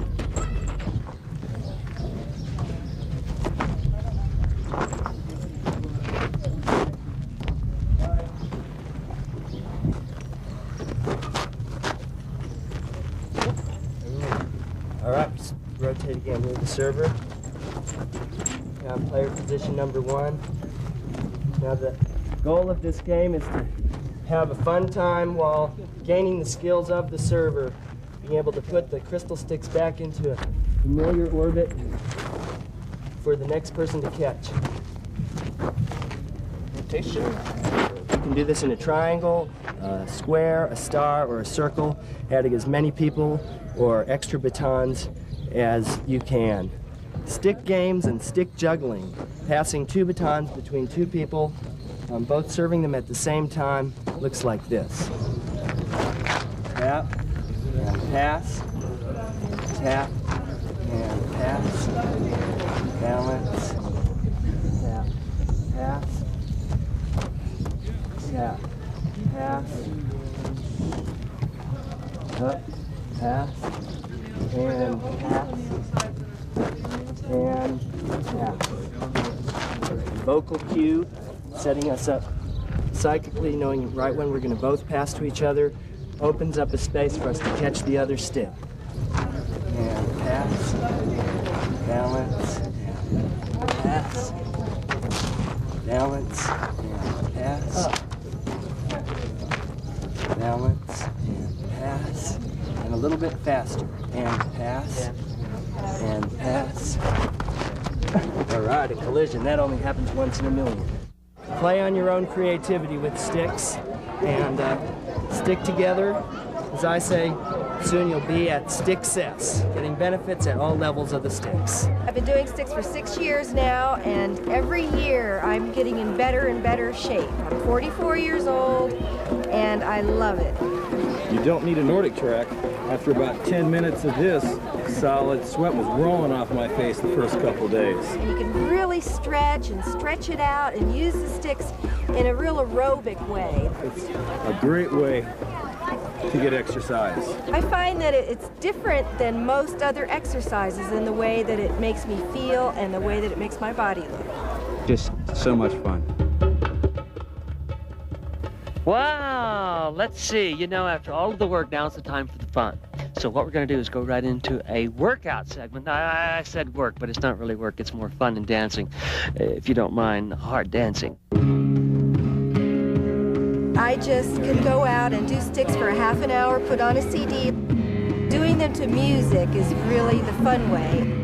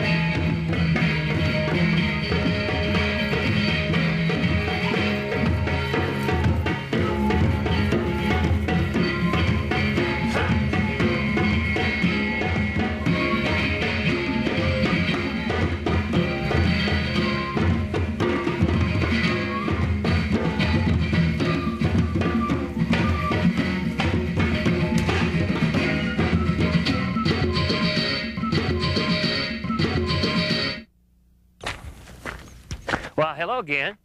I guess I want to take this opportunity to tell you a little bit about my pants. You know, when I first encountered these pants, I had a big problem. I was doing my sticks, spinning and turning around, and guess what? Those jeans just couldn't hardly hold up. I kept splitting the seat out of them. So when I met the guy that designed the Chameleon, Rock Ridgway, said I'd never have another set of split pants if I got a Chameleon. You know, he's right. We were so impressed, we decided to take you back to the Renaissance Festival and let you take a look at a full demonstration of the Chameleon, then come back here and we'll tell you how to get one for yourself if you'd like. This is a Chameleon, a multifunctional garment you can wear and use 35 different ways. I'm going to open this one up. It's pure geometry. That's the whole secret behind the garment. It's a big hexagon, 6 corners around the outside, a cylinder in the middle. Easiest way to wear it, just throw it over your head. You got a poncho here. There are a variety of hoods and collars you can make, and I'm gonna just make one here, this cowl neckline. Now around the outside of that hexagon there's a string, and I can draw the gathers in at my wrist here. Tie a quick slip knot, 1 knot. It's the only knot you have to know how to tie to do any of the things you're gonna see here. It's just a little loop, like that, through a loop. In the pocket of the garment there's a matching drawstring, and I can use that, just tie it around my waist here, and turn that loose poncho into a Renaissance-style shirt. So the pants and shirt, identical garments, worn differently. All right, now I'm going to take that shirt off, but I'm going to leave those cuffs tied up. I'm going to tie that knot right there, close off the middle of the garment, roll the extra fabric underneath, and make a lightweight sleeping bag like that. That just pops open, and we can make a ground cover, something big enough for a couple people to sunbathe on or have a picnic. And then when you're done with your picnic, you can pile up all your stuff in the middle, go around the outside here and gather up these strings to make a huge hauling bag. Now that's big enough for several loads of laundry. You know, all your picnic stuff can go in there. You can make a pack. This folds back over itself. The rest of the garment goes right inside. Make a shoulder bag, draw that up through, tuck it into the pocket I made, and do the same thing here. We've sold chameleons to whole troops of dancers who outfit themselves with this garment alone. But this is just one more thing you can do. Open this up, make all sorts of swirly skirts out of it. This is the V-neck with plunge control. Lady Nakia's wearing her chameleon as a backless sundress. It's the same thing I've got on. She just pulled the zipper around to the back. She wore it a different way. This instruction book has over 100 line drawings in it. It shows you 18 different ways to wear the garment, and it just happens to fold up and fit in the bottom half of the pocket, right like that. Here's a chameleon enclosed into its own space. Weighs about 18 ounces. So far we've found 35 different ways to wear it and use it.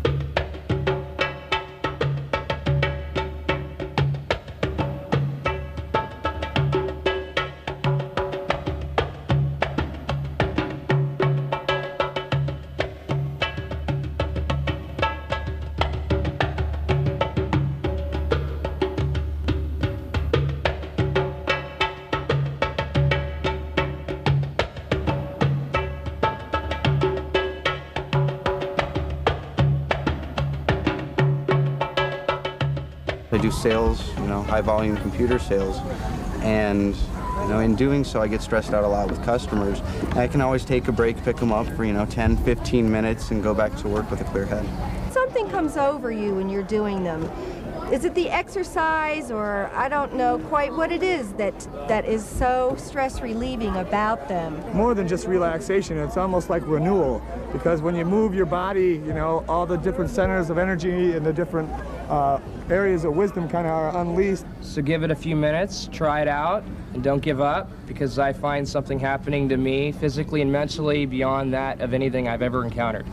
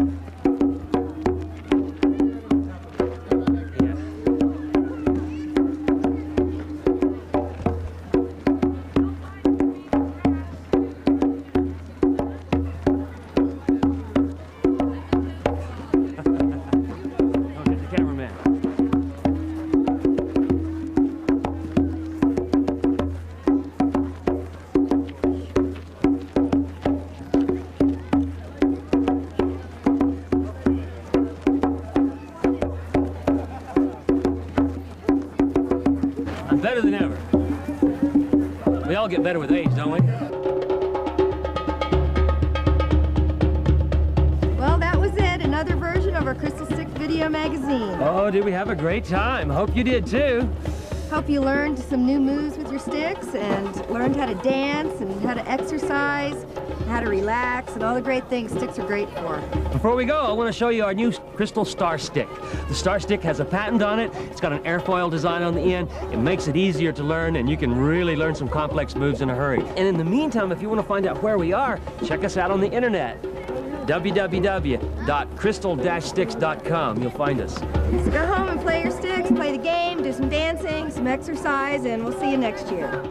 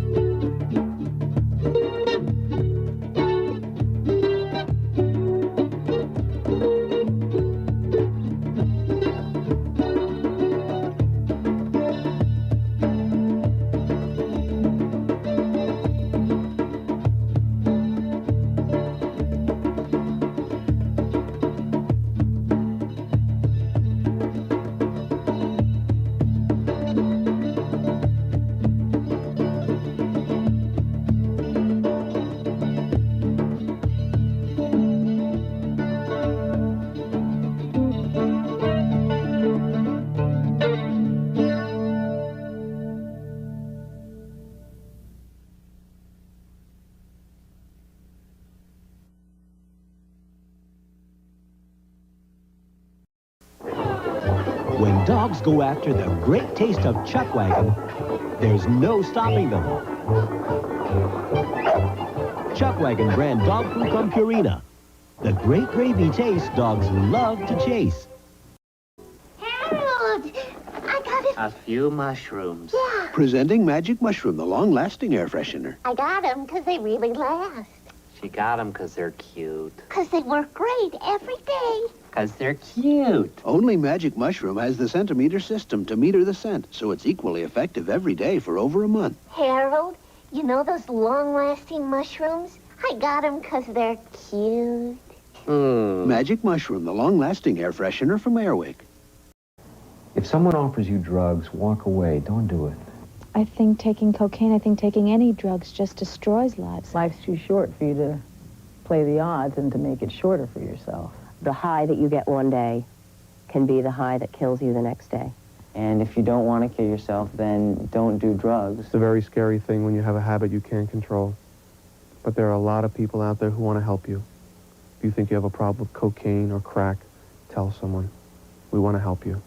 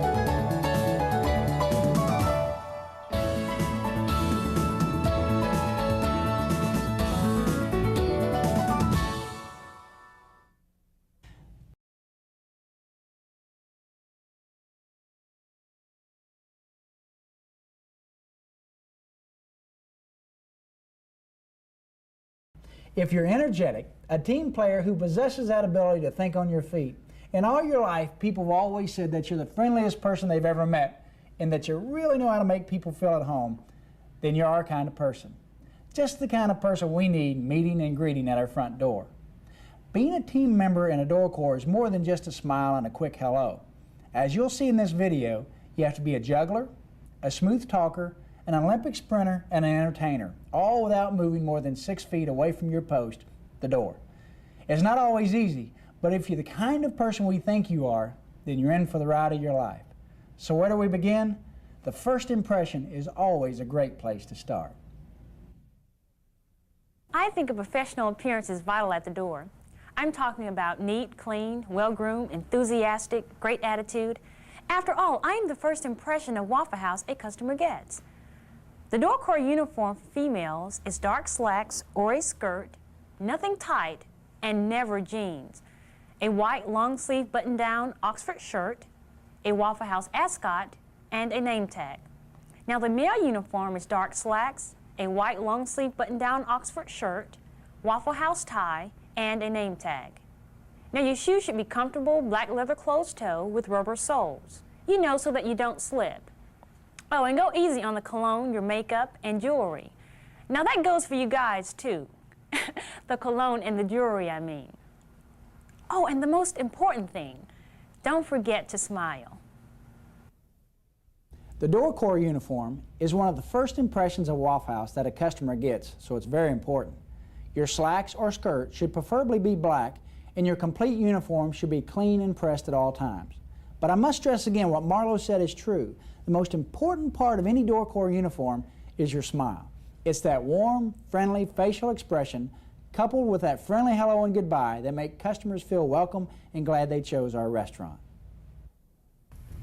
Hello, welcome to Waffle House. Hi. How are y'all doing today? Fine, thank you. Good. It'll be just a minute before your table's ready. So why don't you help yourself to a cup of coffee over at the coffee bar. Thank you. Good. Somebody told me when I first started to think of Waffle House like I would my home. That helped a lot because I pride myself on being a good host. I love company, and I wouldn't dream of friends dropping in even for a few minutes.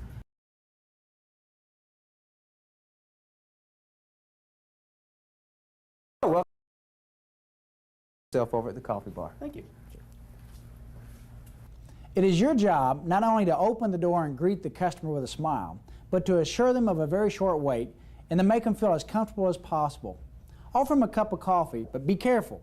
Never be lured away from your post, that front door. Because of the unique way that Waffle Houses are designed, it's only natural that sometimes we have more customers than we have booths or counter space for. But again, because of the way we're designed, the average table turns every 15 to 21 minutes, and that's when a member of the door corps really shines. It's your job to convince each and every customer that it's a short wait, maybe just a cup of coffee away, and you have to note their names and place in line and speed up the whole process by having them know what item on the menu they want by the time they're seated. And you always have to keep your eye on that door. No matter how many customers we have, we don't want any getting away. Now, I can't stress this enough. Our business and your paycheck depend on turning those tables. Get the customers in the door, point them to that waiting coffee, get their names along with a brief description so you'll recognize them when it's their turn, and write it on your door core checklist. Take the time to let them know what a short wait it will be and get a menu in their hand so they can start looking over it and they'll know what they want to eat before they're seated. There was this one time when our store was getting really busy, and there I was saying my hellos, offering coffee, waiting chairs, passing out menus, and doing my best to make people feel comfortable. Well, anyway, I was getting another pot of coffee for the coffee bar, and I looked up and saw these 3 people peek in, then walk back to the parking lot. Well, before I even thought about it, I put that coffee on the hot plate and rushed to the door. Excuse me!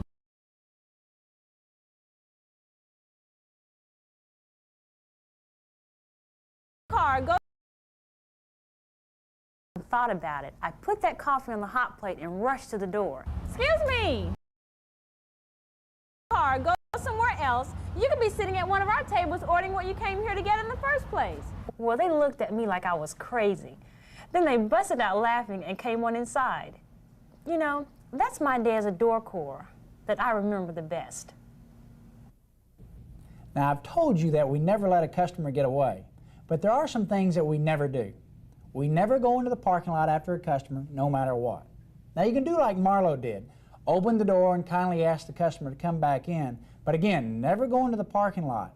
It's your job to convince the customer to stay before they start heading out that door. Stay inside. Also, we never go behind the counter, no matter how busy or how slow things may be. And finally, we never close the blinds on third shift, even if we're really crowded, for safety reasons. It was my first shift on the door core, and I had just sent a party of 4 to the last empty booth when 2 more cars pulled into the parking lot. It looked like we were about to get busy. So I grabbed a quick look at the coffee bar to make sure both pots were full and there were plenty of cups.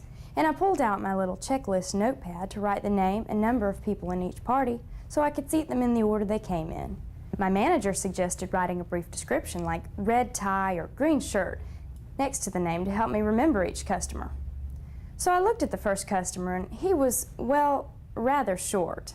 And I almost wrote that down, but then I remembered that sometimes when I'm waiting in a restaurant, instead of asking how long before I'm served, I just peek over a shoulder.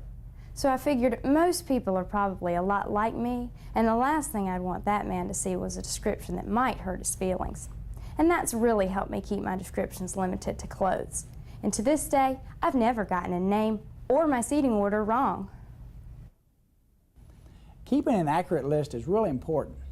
It keeps you from seating parties out of turn and assures the customer that you're organized. We want to always seat customers on a first-in, first-seated basis. And that tip about limiting descriptions of customers to their clothes, it's a good one. Don't just write down ugly tie. And oh, another thing, at Waffle House, we don't call numbers. Now serving number 12, or use a big bulky reservation pad. Instead, we review the description, identify the customer, and then call them by name. It's much more personal. Careful to always use the checklist, however. Even though you can probably remember their name, it's important that a customer see you with the pad.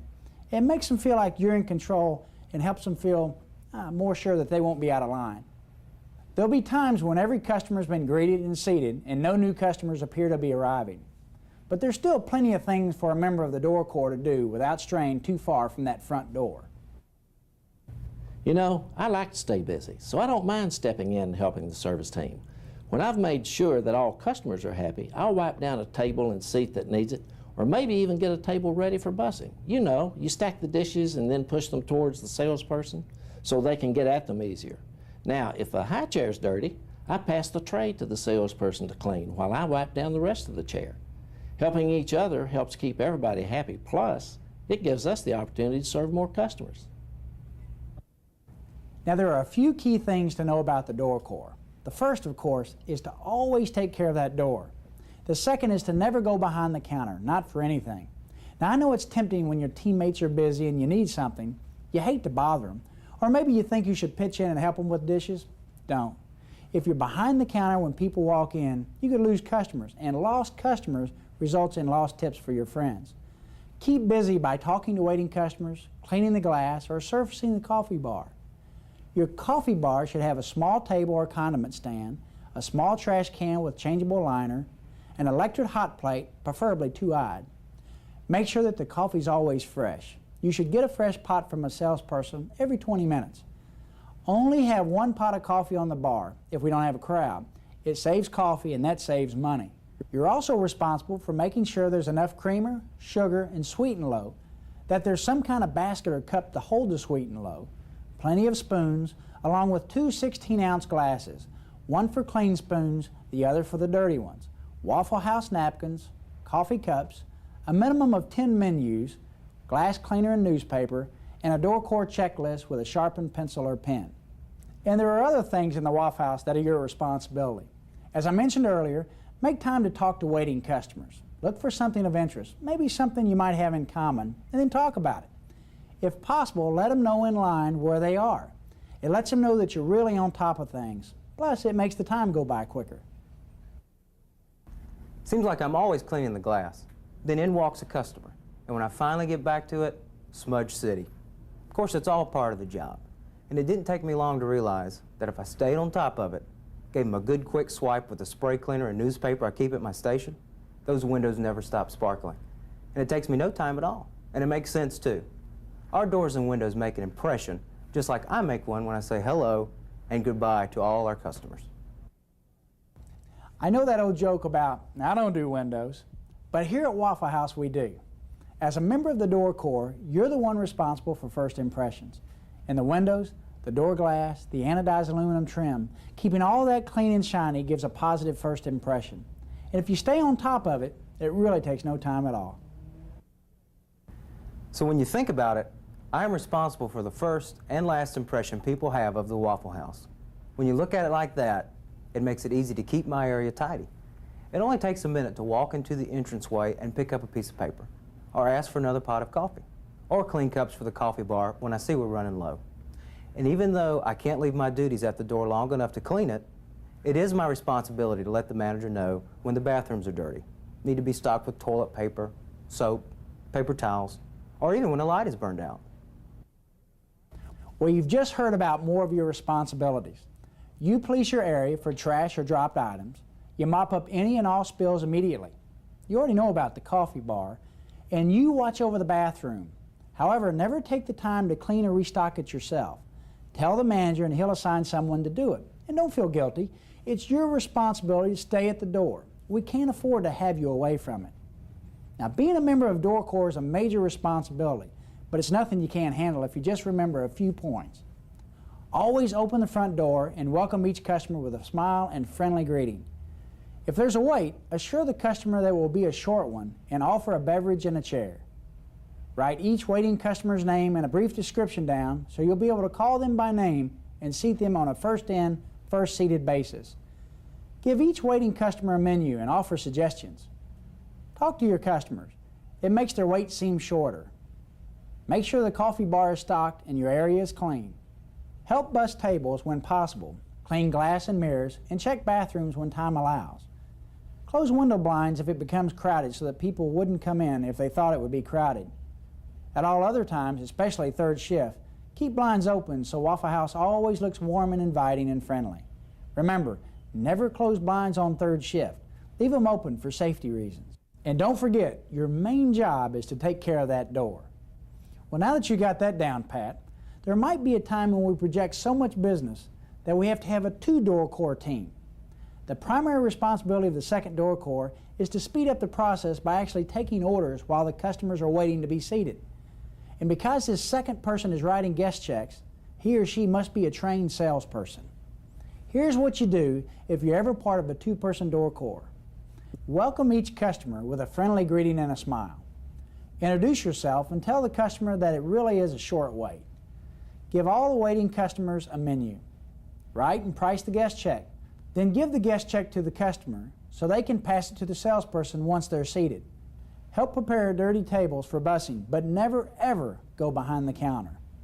Assist, that's a key word. Assist in the maintenance of the coffee bar, customer area, and restrooms. Clean the front door glass, customer area, restroom, and porch area as needed. And be sure to say thank you, come again, to each customer as they leave.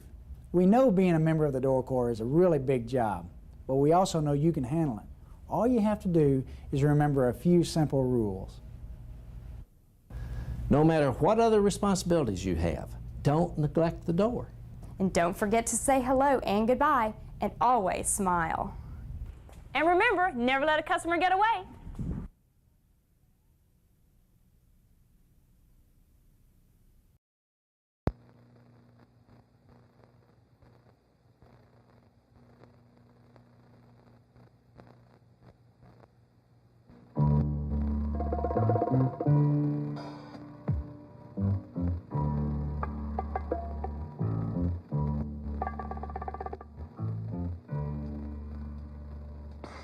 Hey, Mac!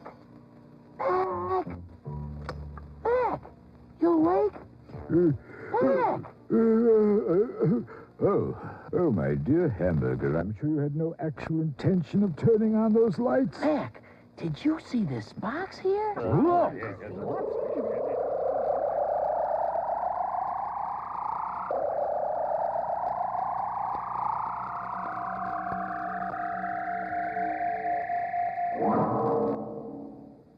Hiya.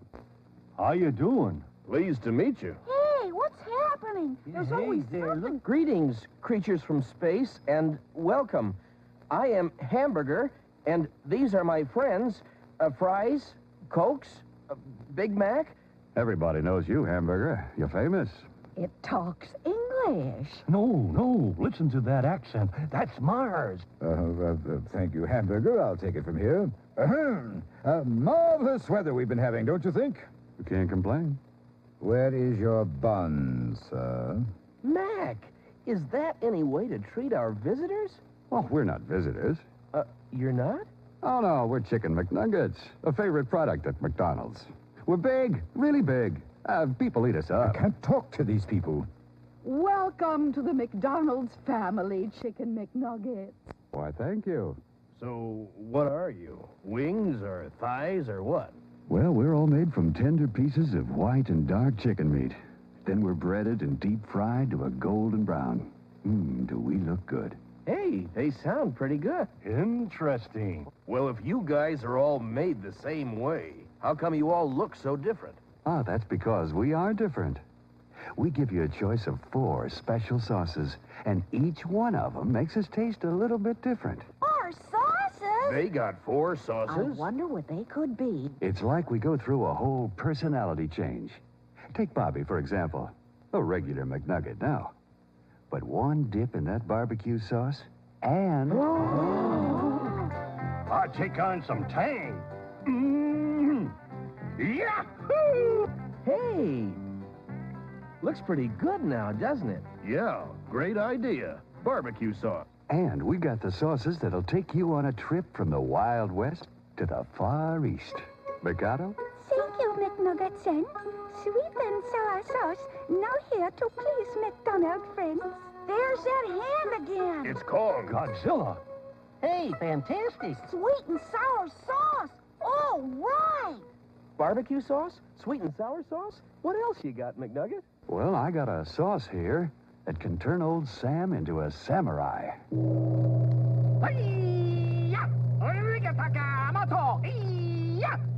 Huh?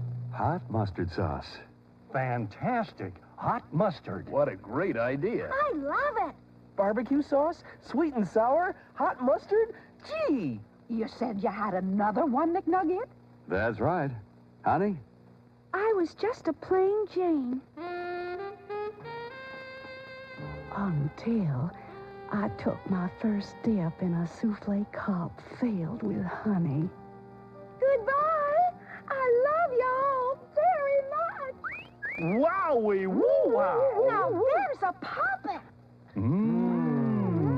Oh, yeah. Honey, that's the thing. Amazing, McNugget. Simply amazing. Very impressive, McNugget.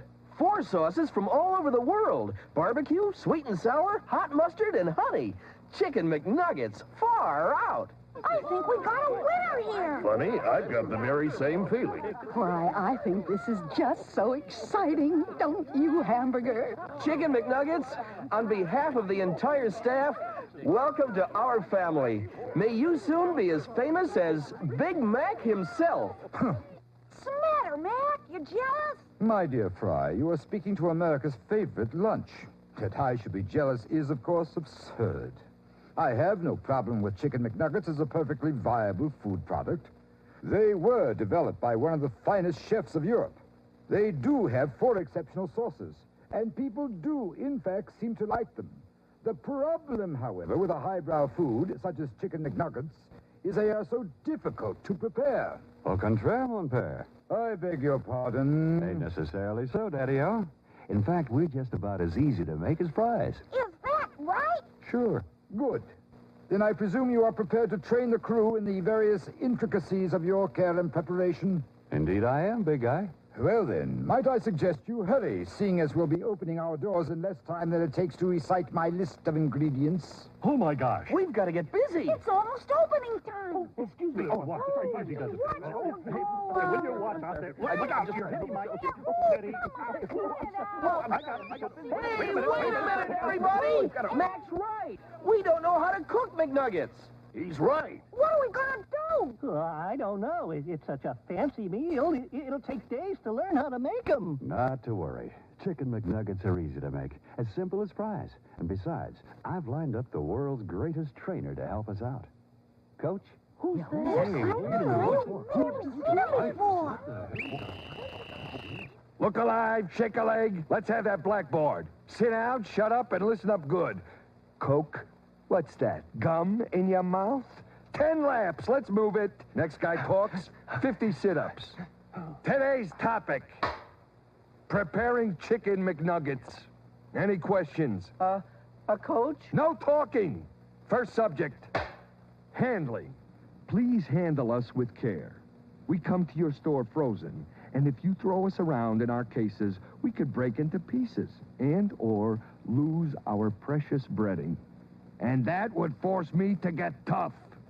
Next subject, delivery checkout. Crew people check exterior damage to the cases before the cases are stored. Management checks inside the cases for correct temperature and weight, for excessive breakage of the pieces, for breading loss, frost, and for pieces that are stuck together, which indicates we have been thawed and refrozen. Next, storage. We Chicken McNugget types belong in the walk-in freezer with the fillet portions, away from the freezer door and away from the evaporator. We're stored in stacks no more than 5 high and on skids to allow the air to circulate beneath us, with 2 inches of airspace between the stack and the wall. The oldest delivery should be used first. Any questions? Where do we store the sauces? The sauces are delivered in pre-packaged sauce cups and are stored in the stockroom at room temperature. And that's it for storage. Next subject, setup procedures. First, turn on the Chicken McNugget holding cabinet 1 hour before you're ready to use it. It needs time to heat up. Second, check the fryer temperature. It should be 360 degrees. Third, check the cooking computer to make sure the power's turned on. It will make automatic computerized timing adjustments for different sized McNugget loads. It has an automatic duty timer that tells you when to shake the basket. And it is also the signal to drop the next basket when you are in the drop-pull mode of production. How about that, huh? If they make it any easier, you guys are gonna really get flabby. Okay, total cooking time, about 4 minutes and 15 seconds. Hamburger, how long does it take to cook Chicken McNuggets? 4 minutes, 15 seconds, sir. Right. Now, the duty timer is going to go off in the middle of the cooking time to remind you to shake that basket so we won't go sticking together. Now, that's going to sound at 2 minutes and 20 seconds. Fries, what's the setting for the duty timer? 2 minutes and 20 seconds, sir. Way to go! All right. Who said that Fries was stupid? Next, Load the portable freezer with bags of chicken McNuggets, making sure you got enough for the rush hour. But be sure not to overstock. This freezer is located right next to the fry station. Next, stock the sauces. Take the sauces to the front counter and store them in the McNugget sauce holder. There are 5 bins in the holder, and the extra bin is for storing additional supplies of your store's most asked for sauce. And that's it for the setup procedures. Yeah, that boy, Coke. Go get yourself some ice. Oh, boy. Next subject, cooking procedures. So simple, even a hamburger could do it. I resent that. You resent that? I resent that. You're gonna give me 20. But after I tell you how to cook us McNuggets. Now, you can't miss out on this. It's too important. First step, load the basket away from the vat, dropping in the amount of McNuggets you want, and making sure that none of us are stuck together. Now, if we are, separate us, or we will cook improperly. Chicken McNuggets are cooked frozen and should not be allowed to thaw. Now, you can cook a partial bag, or a half bag, or a full bag. The production caller will tell you how many, depending on the hour. Each fry basket can cook a maximum of 1 bag. Second step, start cooking. Lower the basket into the fryer. Activate the computer. Then, after 2 minutes and 20 seconds, you'll hear this sound. Does that mean the game is over? No. That's your duty timer telling you it's time to shake basket at duty cycle. Gently. Just enough to loosen any of us who might have stuck together. Less than 2 minutes later, the computer will sound. And that means, fries? It means fries? When the computer sounds after the total cooking time of 4 minutes and 15 seconds, it means what? Oh, means the McNuggets are done. Some days I should never get out of the freezer. When the computer sounds, the McNuggets are done, and it is time to drain the McNuggets. Turn off the computer. Lift the basket and shake it lightly to separate the pieces. Let them drain for 5 to 10 seconds and dump us tasty McNuggets into the McNugget transfer basket. Lift the basket by the handles and put us in the holding cabinet. And be careful to make sure we're spread evenly, so we'll stay hot and fresh and tasty and delicious for 30 minutes. And not a second longer, because that's our maximum serving time. 30 minutes. Now, the first thing you do once we're in the holding cabinet is activate the holding timer, and the countdown begins. If any of us are left after 30 minutes, it's bye-bye birdie. Discard any leftovers. Got it? Coach? Hamburger, have you ever heard of raising your hand? I don't have a hand, sir. Oh, well, then will somebody please give Burger a hand over there? Now cut that out! What is it, Burger? Well, I noticed the holding cabinet has 3 drawers, sir, and Very good. Very observant, Burger. Nice going. Head away. 3 drawers. That's right. How about a big hand for the Burger? 3 drawers. You start with the top drawer. Once you've started the timer on that drawer, you go to the middle drawer, and then the bottom. Keep rotating from top to bottom. Each drawer will hold 1 full bag of us McNuggets, and each drawer has its own timer. Next step, package the orders. Packaging is done as the orders are called for. Take the pieces out of the holding cabinet, again rotating the drawers from top to bottom, and use the McNugget scoop to put us into the box. Regular orders have 6 pieces. How many pieces per order, big team? 6 pieces per order. Good! But we also have 9-piece and 20-piece orders. The production caller will tell you how many you need. Got it? Now, if you notice any irregularities when you're packaging, you should notify your manager right away. Okay? Okay. Once the order is packaged, pass it on to the production caller. From there, we're placed in the transfer bin with a maximum holding time of 10 minutes. But remember, Chicken McNuggets have a maximum serving time of 30 minutes, and that includes time in the bin. So if we've been in the cabinet for 25 minutes, we've got 5 minutes left. Period. Okay? Fries, you confused? Okay, one more time for Fries' sake. Once we go into the holding cabinet and the timer is activated, we've got 30 minutes. After that, we're leftovers. Once we're out of the holding cabinet, we've got 10 minutes. But if we've been cooped up in the cabinet for 26 minutes, we've only got 4 minutes left in the transfer bin. Okay? Now, believe it or not, that's all there is to cooking Chicken McNuggets. You see how simple, Fries? Hey, Fries, when you gonna get that haircut, huh? All right, big team, all together. What are the cooking procedures for Chicken McNuggets? Load the basket with the proper amount of Chicken McNuggets. Lower the basket into the fryer and activate the cooking computer. When the duty timer sounds, shake the basket to separate the pieces.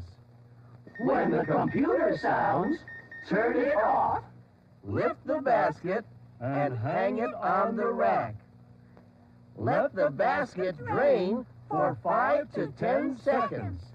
Then empty on the McNugget transfer basket. Put the McNuggets in the holding cabinet and activate the holding timer. Package the orders as they are called for. 6 pieces per order. Unless the customer wants 9 or 20. And pass them to the production caller. Very good, team. Okay, hold it just a minute. Hold on, will you hold on? We still got to talk about closing procedures. Hey, come on, would you? Apply yourselves already. Hey, Mac, come on over here and I'll tell you all about closing procedures.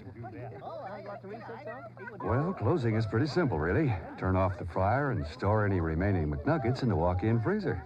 Hey, and don't forget to turn off the holding cabinet. And open the drawers partway so they can cool down. And discard any leftovers. Hey, move it, Pipsqueak. Hey, you know what? I bet you we can do it on the first try. Oh, sure. No problem. It's all up to the crew to prepare them right and then suggest them to the customer. That's the key. Just say, "Welcome to McDonald's. Have you tried Chicken McNuggets?" Describe it, answer any questions, and you'll be a smashing success. Mac, I'm surprised at you. Well, after all, McNugget, that's the way I got my start. Way to go, Big Mac.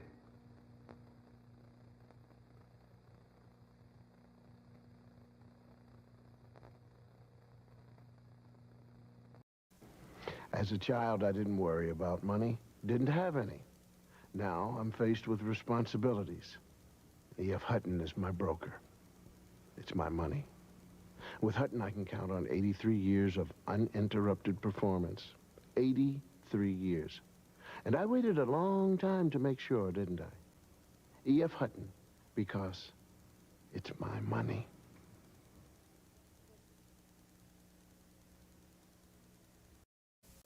This is the brain activity of a normal 14-year-old. So is this after smoking marijuana. If you use pot, you're not using your brain. Sorry I'm late. I got called on the carpet for too many sick days. Hal, drinking is ruining your career. Yeah, my boss thinks so too. What? It's okay. He recommended Schick. They have a medical treatment that helps you lose the craving for alcohol. What are you going to do? Well, I called Schick. It's only 10 days and a couple of 2-day follow-ups. Like I'm going tomorrow. That's great.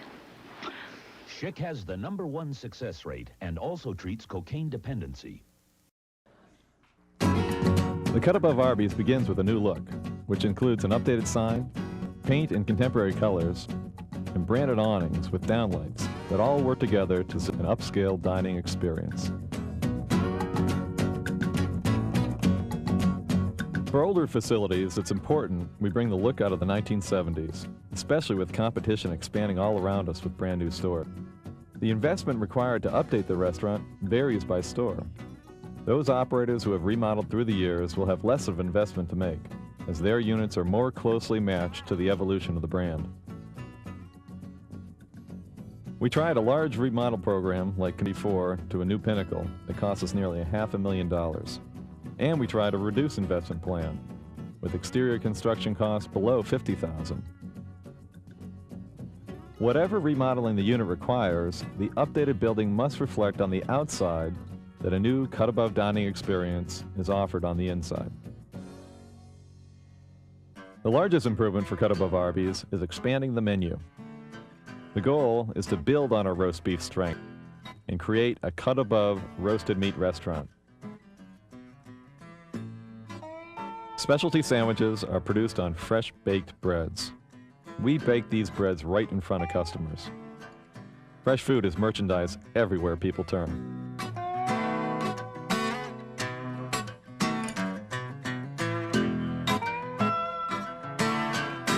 We've added a line of roasted meat sandwiches: roast chicken, roast turkey, roast ham. This line has been so successful that now it outsells our subline. We've improved some of our base products, like roast turkey, and offer a new chicken fillet that is preferred 60-40 to our current fillet. We've also created new products, like a chicken triple cheese melt and a line of double-stacked sandwiches. Also, we have an open-faced roast beef sandwich, which is served with mashed potatoes and gravy in a large basket. The Cut Above menu offers appetizers like you see in mid-scale restaurants, such as jalapeno poppers and onion petals. These account for 8% of sales and are huge check builders. Casual restaurants sell similar appetizers, but Arby's is the only place customers can get the appetizers they crave served fast. As we move to more upscale clientele, we also offer sides in addition to home-style fries, like real mashed potatoes, crunchy coleslaw, and pasta salad. We've built an Arby's sauce equity to include a sauce bar that, in addition to Arby's, horsey, and ketchup, offers onion petal sauce, Smoky Valley mustard, and atomic horsey sauce. It's the ultimate in custom food because people do it themselves. At our units in Toledo, the drive-thru has also been re-engineered to be more friendly. On any given day, half of our customers never enter our stores. They visit the drive-thru. To be successful, we must ensure that our drive-thru customers' experiences are as good as those of our dine-in clientele. Consumer research told us that our drive-thru customer is demanding in 3 areas: great food, accuracy, and speed. We offer a preview board featuring combos to bring the decision process early. Inside, the entire crew is focused on speed through the drive-thru. The backline crew wears headsets to hear large orders early before they hit POS. And at the chute, everyone prioritizes drive-thru orders.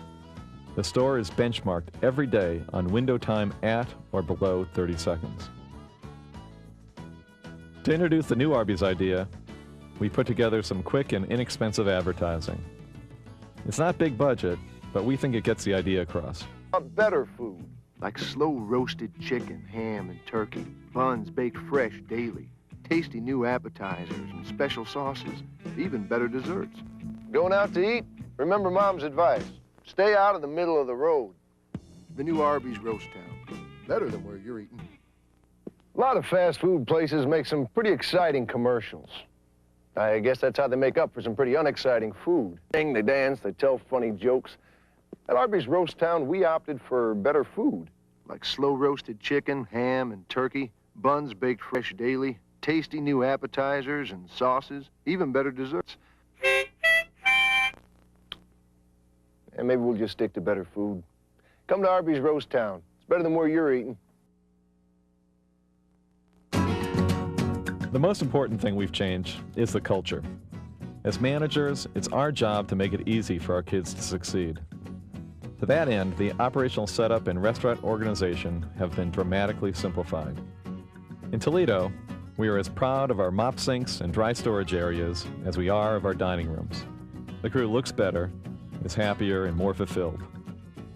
They love coming to work.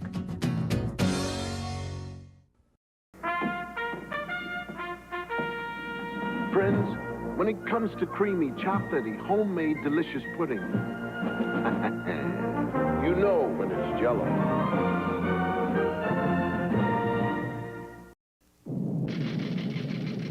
I love our modern advances. Remember those antiperspirants we used to use that went on wet, sticky? Then came Real, the advanced antiperspirant system. The top is soft. The antiperspirant is smooth, yet totally dry. Not a drop of water. You smooth it on. The perfect solution. The Real solution. It feels out of this world.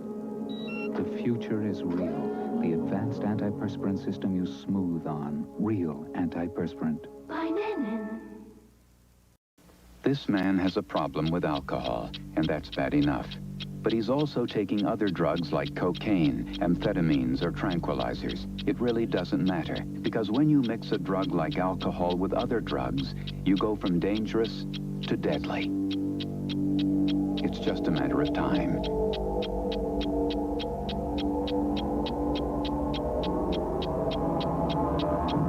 Call Care Unit. Nobody cares the way we do.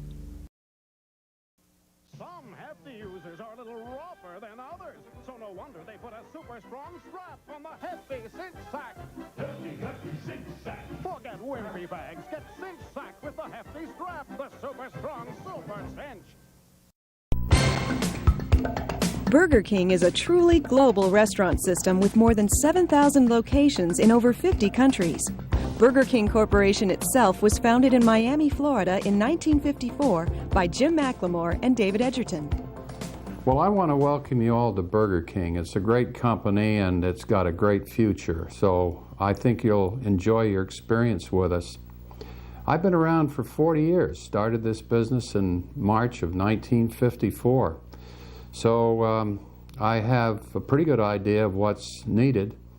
And what's needed is that we have to continue serving good food in clean restaurants, and we have to be courteous and attentive to our customers. So that's my charge to you, if you will. I wish you well in the business, but I say that we really need that part of your energy to make it very successful. Believe me when I say that you are probably the most important people that we have in the system, the people that meet our customers eye to eye, right across our counter. It's a very, very important job, and I wish you well in doing it. So good luck. Since 1989, Burger King Corporation has been a wholly owned subsidiary of Grand Metropolitan, a London-based food, drink, and retailing corporation. Most Burger King restaurants are owned by franchisees, individuals, or organizations licensed by Burger King Corporation to sell Burger King products. Yet the success of this worldwide brand rests with each individual crew member. Because to each guest that walks through your front door, you and your fellow crew members are Burger King. And each guest's opinion of Burger King is based on the quality of food and service you provide. So you not only impact the success of your restaurant, but the success of the entire Burger King system. That's why it's important you approach your new job with an understanding that excellent guest service is behind everything we do. And guest service isn't limited to the front counter and dining room. Everyone contributes to guest satisfaction. Whether you run the broiler, prepare sandwiches and fries, or clean the restroom, everyone has a role. As a matter of fact, your most important job is to provide such exceptional service that our guests want to return more often. Because the more often a guest returns, the more successful your restaurant will be. Before you begin workstation training, your manager or trainer will give you a tour of the restaurant, introduce you to your fellow crew members, point out the location of fire exits and explain how to use fire extinguishers, and discuss with you some administrative details, such as when and where your schedule will be posted, how to punch in, and your restaurant's uniform and meal policy. Your manager may also discuss possible career opportunities available to you. If your goal is to earn extra money, perhaps to put towards school or a new car, our flexible schedules may make Burger King the perfect job for you. Burger King is also a great place to work if you're looking for career opportunities. Many of our restaurant managers and restaurant owners began their careers as crew members.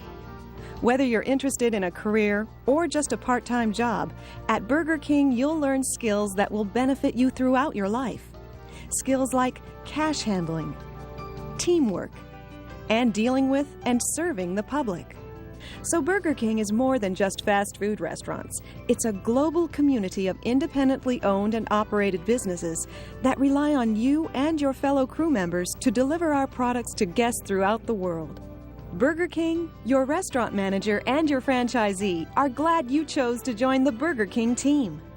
We hope you take pride in your restaurant and its commitment to your community.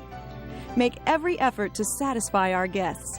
And whether your employer is Burger King Corporation or a franchise restaurant owner, have a successful career at Burger King. Welcome to the team.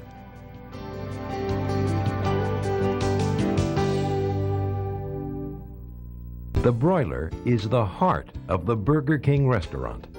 All our Whopper patties, burgers, and broiled chicken patties are cooked on the broiler.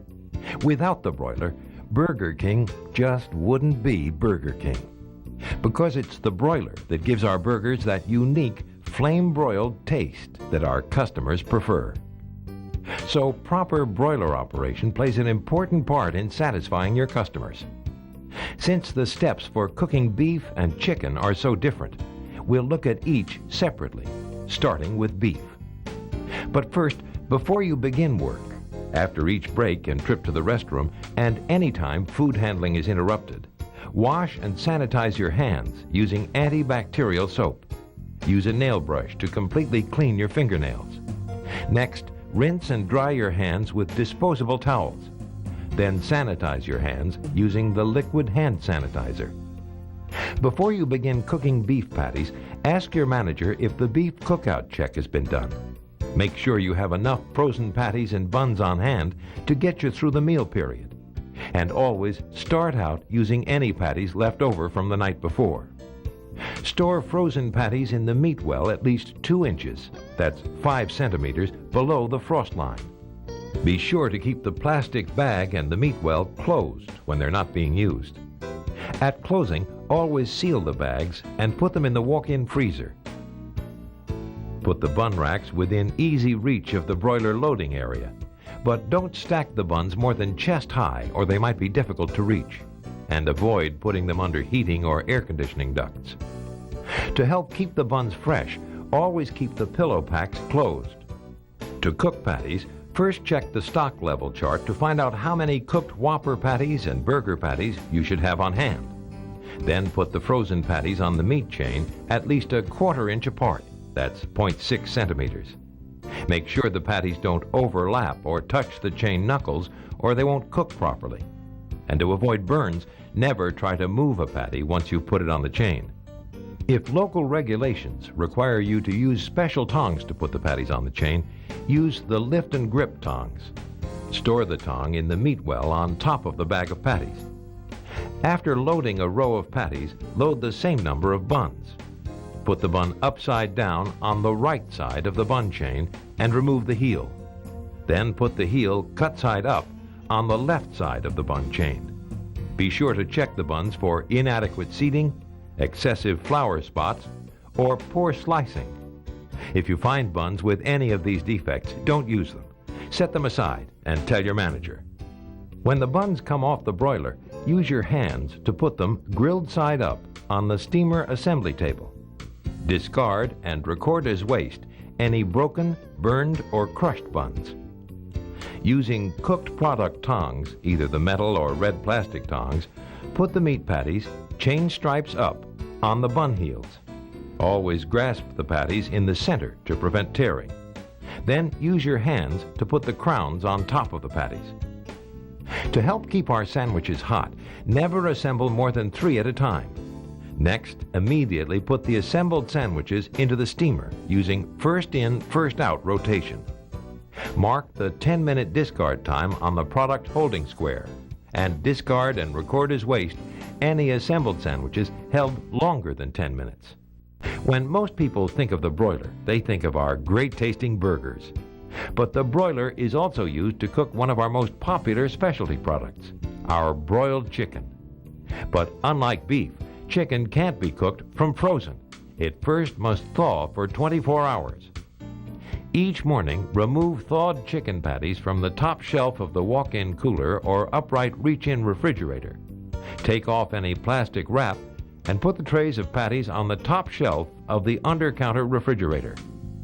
If you thaw and dispense from the upright reach-in, just move the trays to the second shelf using first in, first out rotation. Next, you'll need to begin thawing patties for tomorrow. Since the patties take 24 hours to thaw, you'll need to begin by 10 a.m. Bring the clean and sanitized thawing trays, thawing paper, plastic wrap, and frozen patties to the work table. Using either raw product tongs or your hands, put up to 8 frozen patties, glazed side up, on each thawing tray. The patties can touch, but not overlap. Then use a grease pencil to mark the 72-hour discard date and time on the non-glossy side of the thawing paper, and put the paper over the chicken patties. Then wrap the trays completely with food-grade plastic wrap. And place the trays on the top shelf of the walk-in cooler or upright reach-in refrigerator. Before cooking patties, check the stock level chart to find out how many cooked patties you should have on hand. Then, using raw product tongs, put the patties, glazed side up, onto the patty feeder at the right side of the broiler meat chain. The patties should be 1/4 inch apart, that's 0.6 centimeters. When the patties drop from the broiler chain, they must land on a stainless steel rack or shovel to prevent cross-contamination with the beef. When using the shovel, never cook more than 3 patties at a time, or they might get caught at the rear of the broiler. Use cooked product tongs to put the patties, chain stripes up, into a ready pan without a grate. Put a lid on the pan and place it in the back of the multi-product holding unit. Then mark the 30-minute discard time on the product holding square. Discard and record as waste any patties held longer than 30 minutes.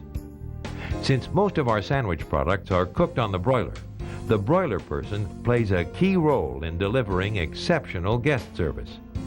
By following all the proper procedures, you help ensure that each of our customers receives fast service and safe, high-quality, great-tasting food.